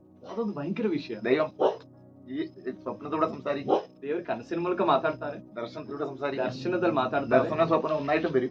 ದರ್ಶನ ಕನಸು ಎರಡು ಹೋಲಿಕೆಯಾಗಿ ಬರುತ್ತೆ. വചനത്തിലൂടെ സംസാരിക്കും. ವಾಕ್ಯದ ಮೂಲಕ ದೇವರು ಮಾತಾಡ್ತಾರೆ. ദൈവം പല രീതിയിലാണ് ഇടപെടുന്നത്. ದೇವರು ಅನೇಕ ರೀತಿಯಲ್ಲಾಗಿದೆ. ഇതെല്ലാം പരിശുദ്ധാത്മാവല്ലേ? ಇದೆಲ್ಲ ಪವಿತ್ರಾತ್ಮನ ಮೂಲಕವಾಗಿರ್ತದೆ. അതിലേതാണ്? ಅದ್ರಲ್ಲಿ ಯಾವ್ದಾಗಿದೆ? അല്ലെങ്കിൽ ഇനി എന്താ ഏത് ശുശ്രൂഷ ചെയ്യണ്ട അല്ലേ ചോദ്യം. അത് ഇനിയാ വരുന്നത്. ഏത് ശുശ്രൂഷയാണ്? ಯಾವ ಸೇವೆ ಆಗಿದೆ ದೇವ್ರು ನಮ್ಮಲ್ಲಿ ಇಟ್ಟಿರೋದು ಅದು ನೆಕ್ಸ್ಟ್ അത് ഞാൻ പിന്നെ പറയാന്ന് നിർത്തി. ನಾನು ನಂತರ ಹೇಳ್ತೇನೆ ಅಂತ ಹೇಳಿ ನಿಲ್ಸಿದ್ದೆ. അപ്പൊ നമ്മളെ കൊണ്ടുവന്നത് വിളി മാത്രമാണ്. ಇದುವರೆಗೂ ನಾವು ಮಾತಾಡಿದ್ದು ಕರೆಯುವಿಕೆ ಬಗ್ಗೆ ಮಾತ್ರ. നീ വിളിച്ചവരെ ഏത് ശുശ്രൂഷ ചെയ്യണം? ಇನ್ನೊಂದು, ಈಗ ಕರೆಯಲ್ಪಟ್ಟವರು ಯಾವ ಸೇವೆ ಆಗಿದೆ ಮಾಡಬೇಕಾಗಿರೋದು? ഹല്ലേലൂയ. പഴയ നിയമത്തിൽ ಹಳೆ ಒಡಂಬಡಿಕೆಯಲ್ಲಿ ദൈവം ശുശ്രൂഷയ്ക്ക് വിളിച്ചത് ದೇವ್ರ ಸೇವೆಗೆ ಕರೆದಿದ್ದು പുരോഹിതൻ. ಯಾಜಕರು. അവര് ആ ശുശ്രൂഷ ചെയ്യണമെങ്കിൽ ಅವ್ರ ಆ ಸೇವೆ ಮಾಡ್ಬೇಕಂದ್ರೆ പുരോഹിതന്റെ ഒരു അഭിഷേകമാണ്. ಯಾಜಕನ ಅಭಿಷೇಕ ಅವ್ರ ಮೇಲೆ ಬರ್ಬೇಕು. 2, ಎರಡನೇದು പ്രവാചകനായിരിക്കണം. ಪ್ರವಾದಿ ಆಗಿರ್ಬೇಕು. അവരുടെ മേലൊരു ಅಭಿಷೇകം, ಹಳೆ ಒಡಂಬಡಿಕೆ ಕಾಲದಲ್ಲಿ ಇದ್ದಂತ ಮತ್ತೊಂದು ಸೇವೆ ಪ್ರವಾದಿ. പ്രവചനാത്മാവിന്റെ ಅಭಿಷೇകം പോലെ. ಅವನು ಆ ಸೇವೆಯನ್ನ ಮಾಡುವುದಕ್ಕಾಗಿ ಪ್ರವಾದನ ಅಭಿಷೇಕವನ್ನ ದೇವರು അങ്ങനെ ದಯಪಾಲಿಸ್ತಾರೆ. പ്രവചനാത്മാവിന്റെ ಅಭಿಷೇകം. ಅದು ಪ್ರವಾದನಾತ್ಮದ ಅಭಿಷೇಕ. അങ്ങനെയാണ് അവൻ പ്രവാചനായി മാറുന്നത്. ಹಾಗಾಗಿದೆ ಅವನು ಪ್ರವಾದಿ ಆಗೋದು. പുരോഹിതന്റെ അഭിഷേകം, ಯಾಜಕನ ಅಭಿಷೇಕ ಇದೆ. പുരോഹിതന്റെ മേൽ തരുന്ന അഭിഷേകം, ಯಾಜಕನ ಮೇಲೆ ಹಾಕುವಂತ ಅಭಿಷೇಕ. അവനാണ് പുരോഹിതൻ. ಅವನಾಗಿದ್ದಾನೆ ಯಾಜಕ. മൂന്നാമത്തത് ಮೂರನೇದು രാജാവായിട്ട് ರಾಜನಾಗಿ ದೇವರ ಅಭಿಷೇಕ ಮಾಡ್ತಿದ್ರು. ഭരണ ദൈവ അഭിഷേകം. ರಾಜನಾಗ್ಬೇಕು ಅಂದ್ರೆ ಅದಕ್ಕೆ ಬೇಕಾಗಿರೋ ಅಭಿಷೇಕವನ್ನೇ ದೇವ್ರು ಮಾಡ್ತಾರೆ. രാജാവാകേണ്ട അഭിഷേകം, അതായത് രാജകീയ അഭിഷേകം. ರಾಜನಾಗ್ಬೇಕಾಗಿರೋ ಅಭಿಷೇಕ ರಾಜಕೀಯ ಅಭಿಷೇಕ. എല്ലാം അഭിഷേകത്തിലാണ് ശുശ്രൂഷ. ಎಲ್ಲಾ ಸೇವೆಯು ಅಭಿಷೇಕದಿಂದಲೇ ಆಗಿದೆ ಪ್ರಾರಂಭ. പഴയത്തിൽ 3 രീതിയിലാണ് ശുശ്രൂഷ ಹಳೆ കാണുന്നത്. ಒಡಂಬಡಿಕೆಯಲ್ಲಿ ಸೇವೆಯನ್ನ 3 ವಿಧವಾಗಿ ನಾವು ನೋಡ್ತೇವೆ. പുതിയത്തിലേക്ക് വരുമ്പോൾ ಹೊಸ ಒಡಂಬಡಿಕೆಗೆ ಬರುವಾಗ 5 ശുശ്രൂഷ. 5 ವಿಧವಾದ ಸೇವೆ. ഒന്നാമത് അപ്പോസ്തലൻ. ಮೊದಲನೇದು ಅಪೊಸ್ತಲನು. അപ്പൊ നമ്മളെ ഏത് ശുശ്രൂഷ ചെയ്യേണ്ടതെന്ന് ചോദിച്ചാൽ ಹಾಗಾದ್ರೆ ನಾವು ಯಾವ ಸೇವೆ ಮಾಡ್ಬೇಕು ಅಂತ ನೀವು ಕೇಳಿದ್ರೆ വിളി മനസ്സിലാക്കുക. ನಮ್ಮ ಕರೆಯುವಿಕೆ ನಾವು ಅರ್ಥ ಮಾಡ್ಕೋಬೇಕು. അപ്പോസ്തലനാണോ? ನಾವು ಅಪೊಸ್ತಲನ. 2 പ്രവാചകൻ. ಎರಡನೇದು ಪ್ರವಾದಿನ. പ്രവാചക ശുശ്രൂഷയാണ്. ಪ್ರವಾದನ ಸೇವೆನ ನನ್ನ ಮೇಲಿರೋದು. 3 ഇടയ. ಮೂರನೇದು ಸಭಾಪಾಲಕ. ഇടയ ശുശ്രൂഷയാണ്. ಸಭಾಪಾಲಕನ ಸೇವೆನ ನನ್ನ ಮೇಲಿರೋದು. 4 ഉപദേഷ്ടാവ്. ನಾಲ್ಕನೇದು ಉಪದೇಶಕನು. ഉപദേഷ്ടാ ശുശ്രൂഷയാണ് ചെയ്യുന്നത്. ಉಪದೇಶಕನ ಸೇವೆನ ನಾನ್ ಮಾಡ್ಬೇಕಾಗಿರೋದು. 5 സുവിശേഷ. 5ನೇದು ಸುವಾರ್ತಿಕನು. സുവിശേഷ ശുശ്രൂഷ. സുവിശേഷം പറയേണ്ട ശുശ്രൂഷയാണ്. ಸುವಾರ್ತೆ ಸಾರಬೇಕಾದ ಸೇವೆನ ನನ್ನ ಮೇಲೆ സുവിശേഷം എല്ലാവർക്കും പറയാം. ಸುವಾರ್ತೆ ಎಲ್ಲರೂ ಜನರಲ್ಲಾಗಿ ಸಾರಬಹುದು. സുവിശേഷം പറയാൻ പ്രത്യേകിച്ച് ഇറങ്ങുന്നവരുണ്ട്. ಆದ್ರೆ ಸುವಾರ್ತೆ ಸಾರುವುದಕ್ಕಾಗಿಯೇ ಇಳಿಯುವಂತವರಿದ್ದಾರೆ. അതിനാണ് സുവിശേഷക അഭിഷേകം. ಅಂತವರಿಗೆ ಆಗಿದೆ ಸುವಾರ್ಥ ಅಭಿಷೇಕ ಇರುವಂತದ್ದು. ಸುವಾರ್ತಿಕನ ಅಭಿಷೇಕವಿರೋದು. അതിന്റെ ഒരു കാരണം ഞങ്ങൾ ട്രാക്ട് കൊടുക്കാൻ വേണ്ടി ಅದಕ್ಕೊಂದು ಕಾರಣ ಹೇಳ್ತೇನೆ. ಅದಕ್ಕೊಂದು ಉದಾಹರಣೆ ಹೇಳ್ತೇನೆ. ನಾವು ಪತ್ರಗಳನ್ನ ಕೊಡುವುದಕ್ಕಾಗಿ, ಟ್ರಾಕ್ಟ್ ಗಳನ್ನ ಕೊಡುವುದಕ್ಕಾಗಿ ഒരു വീടുകാരെ ട്രാക്ട് മേടിക്കും. ഞാൻ എന്റെ മേടിക്കുന്നത് ಒಂದು ಮನೆಗೆ ಹೋದಾಗ ನಮ್ ಕೈಯಲ್ಲಿರುವಂತ ಆ ಪತ್ರವನ್ನು, ಸುವಾರ್ಥ ಪತ್ರವನ್ನು ಅವ್ರು ಇಸ್ಕೊಳ್ತಾ ಇಲ್ಲ. വേറൊരു പ്രയാസം പെട്ടു മേടിക്കും. ಬೇರೊಬ್ಬ ದೇವರ ಸೇವಕರು ಕೊಟ್ಟಾಗ ಇಸ್ಕೊಂಡು. എന്തുകൊണ്ടെന്ന് വെച്ചാൽ വേറൊന്നുമല്ല. ಯಾಕೆ ಅಂತ ಕೇಳಿದ್ರೆ ಅದಕ್ಕೆ ಕಾರಣ ಬೇರೆ ಏನೂ ಅಲ್ಲ. ആ ദൈവദാസന്റെ വിളി സുവിശേഷകനായിട്ട്. ಆ ಸೇವಕನ ಕರೆಯುವಿಕೆ ಸುವಾರ್ತಿಕನ ಕರೆಯುವಿಕೆ ಆಗಿದೆ. ഞാനാ ചെയ്യേണ്ടതല്ല പറഞ്ഞു. ನಾನದನ್ನ ಮಾಡಬಾರ್ದು ಅಂತಲ್ಲ. ആ ശുശ്രൂഷ വിജയിക്കും. വിളിയുള്ളവർ ശുശ്രൂഷ ಆದ್ರೆ വിജയിക്കും. ಕರೆಯುವಿಕೆ ಉಳ್ಳವರು ಅದನ್ನ ಮಾಡಿದ್ರೆ ಅದು ಯಶಸ್ವಿಯನ್ನ ಕಾಣ್ತಾರೆ. അതാണ് അതിന്റെ ಅದಾಗಿದೆ ಇದರ ವಿಶೇಷತೆ. ഹല്ലേലൂയ. എന്റെ മേൽ കർത്താവ് പറഞ്ഞ ശുശ്രൂഷ എന്താണെന്ന് എനിക്കറിയാം. ನನ್ನ ಮೇಲೆ ದೇವರು ಹರಡಿರೋ ಸೇವೆ ಏನಂತ ನನಗೆ ಗೊತ್ತು. അതിലേ ഞാൻ വിജയിക്കുന്നു. ಅದರಲ್ಲೇ ನಾನು ಯಶಸ್ವಿ ಆಗೋದು. അതിലേ വിജയിക്കുന്നു. ಅದರಲ್ಲೇ ಜಯ ಹೊಂದ್ತಾ ಇರೋದು. അത് നമ്മൾ മനസ്സിലാക്കണം. ಅದನ್ನ ನಾವು ಅರ್ಥ ಮಾಡ್ಕೋಬೇಕು. ഇതിലെ ഈ 5 ശുശ്രൂഷയിൽ ಈ 5 ಸೇವೆಯಲ್ಲಿ ഏത് ശുശ്രൂഷയാണ്? ಯಾವ ಸೇವೆ ಆಗಿದೆ? ഈ 5 ശുശ്രൂഷയിലും ഈ 5 ಈ ശുശ്രൂഷയിൽ 5 ವಿಧವಾದ ಸೇವೆಯಲ್ಲೂ, പഴയ നിയമത്തിലെ 3 ശുശ്രൂഷയിലും ಹಳೆ ಒಡಂಬಡಿಕೆ 3 ಸೇವೆಯಲ್ಲೂ സിസ്റ്റർമാരെ ദൈവം അവിടെ ആക്കിയിട്ടില്ല. ಸಹೋದರಿಯರನ್ನ ದೇವರಲ್ಲಿ ಇಟ್ಟಿಲ್ಲ, അനേക ನೇಮಕ ಮಾಡಿಲ್ಲ. ശുശ്രൂഷിക്കുന്നുണ്ട്. ಆದ್ರೆ ಇವಾಗ ಅನೇಕ ಸಹೋದರಿಯರು ಸೇವೆ ಮಾಡ್ತಿದ್ದಾರೆ. അതിന് അവരെടുക്കുന്ന വചനം ಅದಕ್ಕೆ ಅವ್ರು ತಕೊಳ್ಳುವಂತ ವಾಕ್ಯ ಯಾವ್ದು? ദെബോര. പഴയ നിയമത്തിലെ ദെബോര. ಹಳೆ ಒಡಂಬಡಿಕೆಯಲ್ಲಿ ದೆಬೋರ. പുതിയ നിയമത്തിലെ ಹೊಸ ಒಡಂಬಡಿಕೆಯಲ್ಲಿ പൗലോസിന്റെ കൂടെയൊക്കെ വേല ചെയ്യുന്ന കൂട്ടുവേലക്കാരികളും. ಪೌಲನ್ ಜೊತೆಯಲ್ಲಿ ಸೇವೆ ಮಾಡುವ ಜೊತೆ ದಾಸಿಯರಿದ್ದಾರೆ. അത് ഈ ശുശ്രൂഷ ചെയ്യാനല്ല, ಅದು ಈ ಸೇವೆ ಮಾಡ್ಲಿಕ್ಕಲ್ಲ. ദൈവം ആക്കി വെച്ച അപ്പപ്പളമാരിക ശുശ്രൂഷ ചെയ്യാൻ. ದೇವರಿಟ್ಟಿರುವ ಅಪೋಸ್ತಲ ಸೇವೆ ಮಾಡ್ಲಿಕ್ಕೋ, പഴയ നിയമത്തിലാ പറഞ്ഞത്, ಹಳೆ ಒಡಂಬಡಿಕೆಯಲ್ಲಿ ಹೇಳಿರುವ ಸೇವೆ ಮಾಡ್ಲಿಕ್ಕೋ അതിലൊരു സിസ്റ്റർ പേരവിടെ വരുന്നില്ല. ಅದರಲ್ಲಿ ಒಂದು ಸಹೋದರಿ ಹೆಸರು ಬರ್ತಿಲ್ಲ. അത് പരിശുദ്ധാത്മാവ് അവരുമായിട്ടുള്ള കാര്യം അവർ ചെയ്യും. ಅದು ಪವಿತ್ರಾತ್ಮನಿಗೂ ಅವ್ರಿಗೂ ಬಿಟ್ಟಂತ ವಿಷಯ. അതിനകത്ത് ഞാനൊന്നും പറയുന്നില്ല. ಆದ್ರೆ ನಾನೇನು ಹೇಳಕ್ ಹೋಗ್ತಿಲ್ಲ.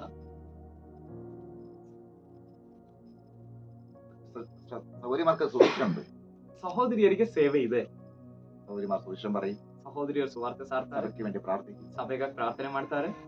സഭയുടെ കാര്യങ്ങളൊക്കെ അവർ ശ്രദ്ധിക്കും. ಸಭೆಯ ವಿಷಯಗಳನ್ನ ಗಮನ ಇಟ್ಟು ನೋಡ್ಕೊಳ್ತಾರೆ. ശുശ്രൂഷ എന്ന് പറയുന്നത് ಸೇವೆ ಅನ್ನೋದು ഇവിടുന്ന് പ്രസംഗിക്കുന്നത് മാത്രം ആരും ചിന്തിക്കരുത്. ಇಲ್ಲಿಂದ ಪ್ರಸಂಗ ಮಾಡೋದು ಮಾತ್ರ ಸೇವೆ ಅಂತ ನಾವ್ ಯಾರು ತಿಳ್ಕೊಬಾರ್ದು. സൗകര്യമാർക്കുള്ള ശുശ്രൂഷ പ്രാർത്ഥനയുടെ ശുശ്രൂഷ, ಸಹೋದರಿಯರಿಗಿರುವಂತ ಸೇವೆ ಪ್ರಾರ್ಥನಾ ಸೇವೆ, പാടാനുള്ള ശുശ്രൂഷ, ಹಾಡುವುದಕ್ಕಿರೋ ಸೇವೆ, പ്രവാചക അഭിഷേകമുണ്ട്. ಪ್ರವಾದನ ಅಭಿಷೇಕವೂ ಇದೆ. പ്രവചനമൊക്കെ അവർ പറയാറുണ്ട്, ശുശ്രൂഷ കൊടുക്കാറുണ്ട്. ಪ್ರವಾದನಾ ಸೇವೆಯನ್ನು ದೇವರು ಅವ್ರಿಗೆ ದಯಪಾಲಿಸ್ತಾರೆ. പക്ഷെ മെയിൻ ശുശ്രൂഷകൾ ಆದ್ರೆ ಮುಖ್ಯವಾದ ಸೇವೆಗಳು ദൈവം സൗകര്യമാരല്ല ഏൽപ്പിച്ചിട്ടുള്ളത്. ದೇವರು ಸಹೋದರಿಯರಿಗಲ್ಲ ವಹಿಸಿರೋದು. ಕಾರಣ സ്ത്രീയുടെ തല പുരുഷൻ, ಸ್ತ್ರೀಯ ತಲೆಯು ಪುರುಷನಾಗಿದ್ದಾನೆ, പുരുഷന്റെ തല ക്രിസ്തു. ಪುರುಷನ ತಲೆ ಕ್ರಿಸ್ತನಾಗಿದ್ದಾನೆ. സ്ത്രീയെ എടുത്തത് ಸ್ತ್ರೀಯನ್ನ ದೇವ್ರು ತೆಗ್ದಿದ್ದು പുരുഷന്റെ വാരിയെല്ലും ಪುರುಷನ ಪಕ್ಕೆಲುಬಿನಿಂದ. എന്ന് പറയാൻ തലേനെ മെല്ലിക്കാറുണ്ട്. ಆ ಪಕ್ಕೆಲುಬಿಂದಾಗಿದೆ ತೆಗೆದಿದ್ದು. ಆ ಪಕ್ಕೆಲುಬು ತಲೆ ಮೇಲೆ ಕುತ್ಕೋಬಾರ್ದು. ഒരു വീട്ടിൽ തീരുമാനം എടുക്കേണ്ട പുരുഷനാണ് ചെയ്യുന്നത്. ಅದ್ರಲ್ಲಿ ಮುಖ್ಯವಾದ ಸೇವೆ ಮಾಡೋದು ಪುರುಷನೇ ಆಗಿರ್ತಾನೆ. പുരുഷന്റെ അനുവാദത്തോടെയാണ് സ്ത്രീ സൂക്ഷിക്കുന്നത്. ಪುರುಷನ ಅನುಮತಿಯೊಂದಿಗೆ ಸ್ತ್ರೀಯು ಅಥವಾ ಹೆಂಡತಿಯು ಸೇವೆ ಮಾಡ್ತಾರೆ. കാരണം സ്ത്രീയുടെ തല പുരുഷൻ, ಯಾಕಂದ್ರೆ ಸ್ತ್ರೀಯ ತಲೆ ಪುರುಷನಾಗಿದ್ದಾನೆ, പുരുഷന്റെ തല ക്രിസ്തുവാണ് വഹിക്കുന്നത്. ಪುರುಷನ ತಲೆ ಕ್ರಿಸ್ತನಾಗಿದ್ದಾನೆ. സ്ത്രീകൾക്ക് വിഷമമില്ലാതെ ಸ್ತ್ರೀಗಳಿಗೇನು ದುಃಖ ಇಲ್ವಲ್ಲ ಈ ವಿಷಯದಲ್ಲಿ. ദൈവം കുടുംബമാക്കുമ്പോൾ തന്നെ ದೇವ್ರ ಕುಟುಂಬವನ್ನ ಸ್ಥಾಪಿಸುವಾಗಿದೆ. രണ്ടുപേരും തല ക്രിസ്തു തന്നെ. കാരണം സ്ത്രീയും പുരുഷനും ഒരു ശരീരമാണ്. ಇಬ್ಬರ ತಲೆನೂ ಕ್ರಿಸ್ತನೇ. ಯಾಕಂದ್ರೆ ಗಂಡ ಮತ್ತು ಹೆಂಡತಿ ಅಥವಾ ಸ್ತ್ರೀ ಪುರುಷನು ಒಂದೇ ಶರೀರವಾಗಿದ್ದಾರೆ, ಒಂದು ಶರೀರ. ഹല്ലേലൂയ. ഇത് മനസ്സിലായില്ല? ഇതിലെന്തെങ്കിലും സംശയമുണ്ട്? ಇಷ್ಟ ಅರ್ಥ ಆಯ್ತಾ ನಿಮ್ಗೆ? ಇದ್ರಲ್ಲಿ ಏನಾದ್ರು ಸಂಶಯ ಇದೆಯಾ? 5 ശുശ്രൂഷയാണ് പുതിയ നിയമം. ಹೊಸ ಒಡಂಬಡಿಕೆಯಲ್ಲಿ 5 ಸೇವೆಗಳಾಗಿದೆ. ഇനി ഞാനൊരു കാര്യം ചോദിക്കുന്നു. ಇನ್ನು ನಾನು ವಿಷಯ ಕೇಳಲ್ಲ. എല്ലായിടത്തും ചർച്ചകളുണ്ട്, ಎಲ್ಲ ಸ್ಥಳದಲ್ಲೂ ಚರ್ಚ್ಗಳಿದೆ. അവിടെ ഒറ്റ ശുശ്രൂഷനെ കാണുന്നു. ಆದ್ರೆ ಇವತ್ತು ನಾವು ಕಾಣುವಂತದೆಲ್ಲ ಒಬ್ಬ ಸೇವಕನನ್ನ ಮಾತ್ರ. പാസ്റ്റർ, ചർച്ചിലെ പാസ്റ്റർ. ಅಂದ್ರೆ ಸಭಾಪಾಲಕ. ಈ ಹೊಸ ಒಡಂಬಡಿಕೆಯಲ್ಲಿ ಇರುವಂತಹ 5 ಸೇವೆಗಳಲ್ಲಿ ಎಲ್ಲಾ ಚರ್ಚ್ಗಳಲ್ಲೂ ಒಬ್ಬನನ್ನ ಮಾತ್ರ ಈಗ ಕಾಣ್ತಿರೋದು ಸಭಾಪಾಲಕನ್ ಮಾತ್ರ. അപ്പോസ്തലൻ എവിടെ പോയി? ಅಪೊಸ್ತಲ ಎಲ್ಲೋದ್ರು? എവിടെ പോയി? ಎಲ್ಲೋದ್ರು? പ്രവാചകൻ എവിടെ പോയി? ಪ್ರವಾದಿ ಎಲ್ಲೋದ್ರು? 5 ശുശ്രൂഷയുണ്ടല്ലോ സഭ പരിപാലിക്കുന്നത്. ಸಭೆಯ ಬೆಳವಣಿಗೆಗೆ 5 ಸೇವೆಗಳಿದೆ ಅಲ್ವಾ? എവിടെ പോയി? ಇನ್ನುಳಿದ ಸೇವೆಗಳು ಎಲ್ಲೋದು? പാസ്റ്റർ ചോദിച്ചാൽ പാസ്റ്റർ എന്ത് പറയും? കർത്താവ് ചോദിച്ചാല് ಪಾಸ್ಟರ್ ಹತ್ರ ಕರ್ತನ್ ಕೇಳಿದ್ರೆ ಪಾಸ್ಟರ್ ಏನ್ ಹೇಳ್ತಾರೆ? ഹല്ലേലൂയ. എവിടെ പോയി? ಇನ್ನುಳಿದವ್ರು ಎಲ್ಲೋದ್ರು? സഭയിൽ ഇത് ഉണ്ടായിരിക്കണം. ಒಂದು ಸಭೆ ಒಳಗಡೆ 5 ವಿಧವಾದ ಸೇವೆಯು ಇರಬೇಕು. അതില്ലാത്തതിന്റെ കാരണം ಅದಿಲ್ಲದೆ ಇರೋ ಕಾರಣ സഭ വളരാത്തോണ്ടാണ്. ಸಭೆ ಬೆಳೆಯದೇ ಇರೋದ್ರಿಂದ. കുട്ടികൾ ജനിക്കും തോറും ಮಕ್ಕಳು ಹುಟ್ಟುವಾಗೆಲ್ಲ അതിനകത്ത് വ്യത്യസ്തമായ കുട്ടികളുണ്ടാവും, ಆ വ്യത്യസ്ത സ്വഭാവം. ವ್ಯತ್ಯಸ್ತ ಸ್ವಭಾವವುಳ್ಳಂತ ಮಕ್ಕಳುಗಳು ಹುಟ್ಟುತ್ತಾರೆ. അതേപോലെ സഭയിലെ ആത്മാക്കളെല്ലാം വളരണം, ಇದೇ ರೀತಿಯಲ್ಲಿ ಸಭೆಯಲ್ಲಿ ಆತ್ಮಗಳು ಬೆಳಿಬೇಕು, പുതിയ വരണം. ಹೊಸದಾಗಿ ಬರಬೇಕು. അതിനകത്ത് അപ്പോസ്തല വിളിയുള്ളവനുണ്ടാവും. ಈ ಸಭೆ ಒಳಗಡೆ ಅಪೊಸ್ತಲನ ಕರೆಯುವಿಕೆ ಉಳ್ಳವನಿರ್ತಾನೆ. എല്ലാ ഇടയന്റെ കൺട്രോളിലായിരിക്കണം. ಎಲ್ಲವೂ ಕುರುಬನ ಕಂಟ್ರೋಲ್ ಅಲ್ಲಿ ಆಗಿರ್ಬೇಕು, ಸಭಾಪಾಲಕನ ನಿಯಂತ್ರಣದಲ್ಲಿ ಆಗಿರ್ಬೇಕು. ഇടയൻ പരിശുദ്ധാത്മാവിന്റെ കൺട്രോളിലായിരിക്കണം. ಅದು ಮಾತ್ರ ಅಲ್ಲ, ಸಭಾಪಾಲಕನು ಪವಿತ್ರಾತ್ಮನ ನಿಯಂತ್ರಣದಲ್ಲಿ ಇರಬೇಕು. എന്നിട്ട് ഈ അപ്പോസ്തലന്റെ വിളിയുള്ളവനെ വളർത്തണം. ನಂತರ ಅವನು ಈ ಅಪೊಸ್ತಲನ ಕರೆಯುವಿಕೆ ಉಳ್ಳವನನ್ನ ಬೆಳೆಸಬೇಕು. അവൻ പുറത്ത് പോയിട്ട് അത്ഭുത അടയാളത്തിലൂടെ ജനങ്ങൾ ഇവിടെ കൊണ്ടുവരും. ಅವನು ಹೊರಗಡೆ ಹೋಗಿ ಅದ್ಭುತ ಸೂಚಕ ಕಾರ್ಯಗಳ ಮೂಲಕ ಆತ್ಮಗಳನ್ನ ಸಭೆಗೆ ತರ್ತಾನೆ. പ്രവാചക വിളികൾ അതിനകത്തുണ്ടാവും. ಪ್ರವಾದನ ಸೇವೆ ಉಳ್ಳವನು ಇರ್ತಾನೆ ಸಭೆ ಒಳಗಡೆ, അതിനെ വളർത്തണം. ಅವನನ್ನ ಬೆಳೆಸಬೇಕು. സഭയിൽ വരുന്നവരെ ಸಭೆಯಲ್ಲಿ ಬರುವವರನ್ನ ആത്മീയ വർധനയ്ക്ക് പ്രവർത്തിക്കും. ಭಕ್ತಿ ವೃದ್ಧಿಗಾಗಿ ಅವನು ಮಾತಾಡ್ತಾನೆ ಇರ್ತಾನೆ. അവര് വീണ് കിടന്ന് പറയും ഇവരുടെ ഇടയിൽ ദൈവമുണ്ടല്ലോ. ಅಲ್ಲಿ ಅವ್ರು ಅಲ್ಲಿ ಅಡ್ಡ ಬಿದ್ದು ಹೇಳ್ತಾರೆ ಇವರ ಮಧ್ಯದಲ್ಲಿ ದೇವರಿದ್ದಾನಲ್ಲ ಎಂಬುದಾಗಿ. ഈ സീക്രട്ട് എല്ലാം വെളിപ്പെടുത്തുന്നു.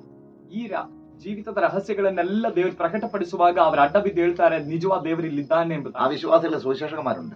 ಆ ವಿಶ್ವಾಸಿಗಳಲ್ಲೇ ಸುವಾರ್ತಿಕರಿರ್ತಾರೆ. അവര് സുവിശേഷം പറയും. ಅವರು ಸುವಾರ್ತೆ ಸಾರಲಿಕ್ಕೆ ಹೋಗ್ತಾರೆ. അതിനകത്ത് ഉപദേഷ്ടാക്കന്മാർ, ಅದರ ಮಧ್ಯದಲ್ಲಿ ಉಪದೇಶಕರಿದ್ದಾರೆ. അവര് ശരിയും തെറ്റും പറഞ്ഞു ಅವ್ರು കൊടുക്കും. ತಪ್ಪು ಸರಿಗಳನ್ನ ഇതെല്ലാം പരിശുദ്ധാത്മാവ് പ്രാപിച്ചിട്ടായിരിക്കും. ಇದೆಲ್ಲ ಪವಿತ್ರಾತ್ಮನ ಹೊಂದಿಕೊಂಡಾಗಿರುತ್ತೆ. ഇതാണ് കർത്താവിന്റെ സഭ. ಇದಾಗಿದೆ ಕರ್ತನ ಸಭೆ. എവിടെ പോയെന്ന് വെച്ചാൽ ദൈവത്തിന്റെ സഭയിൽ ഇതുണ്ട്.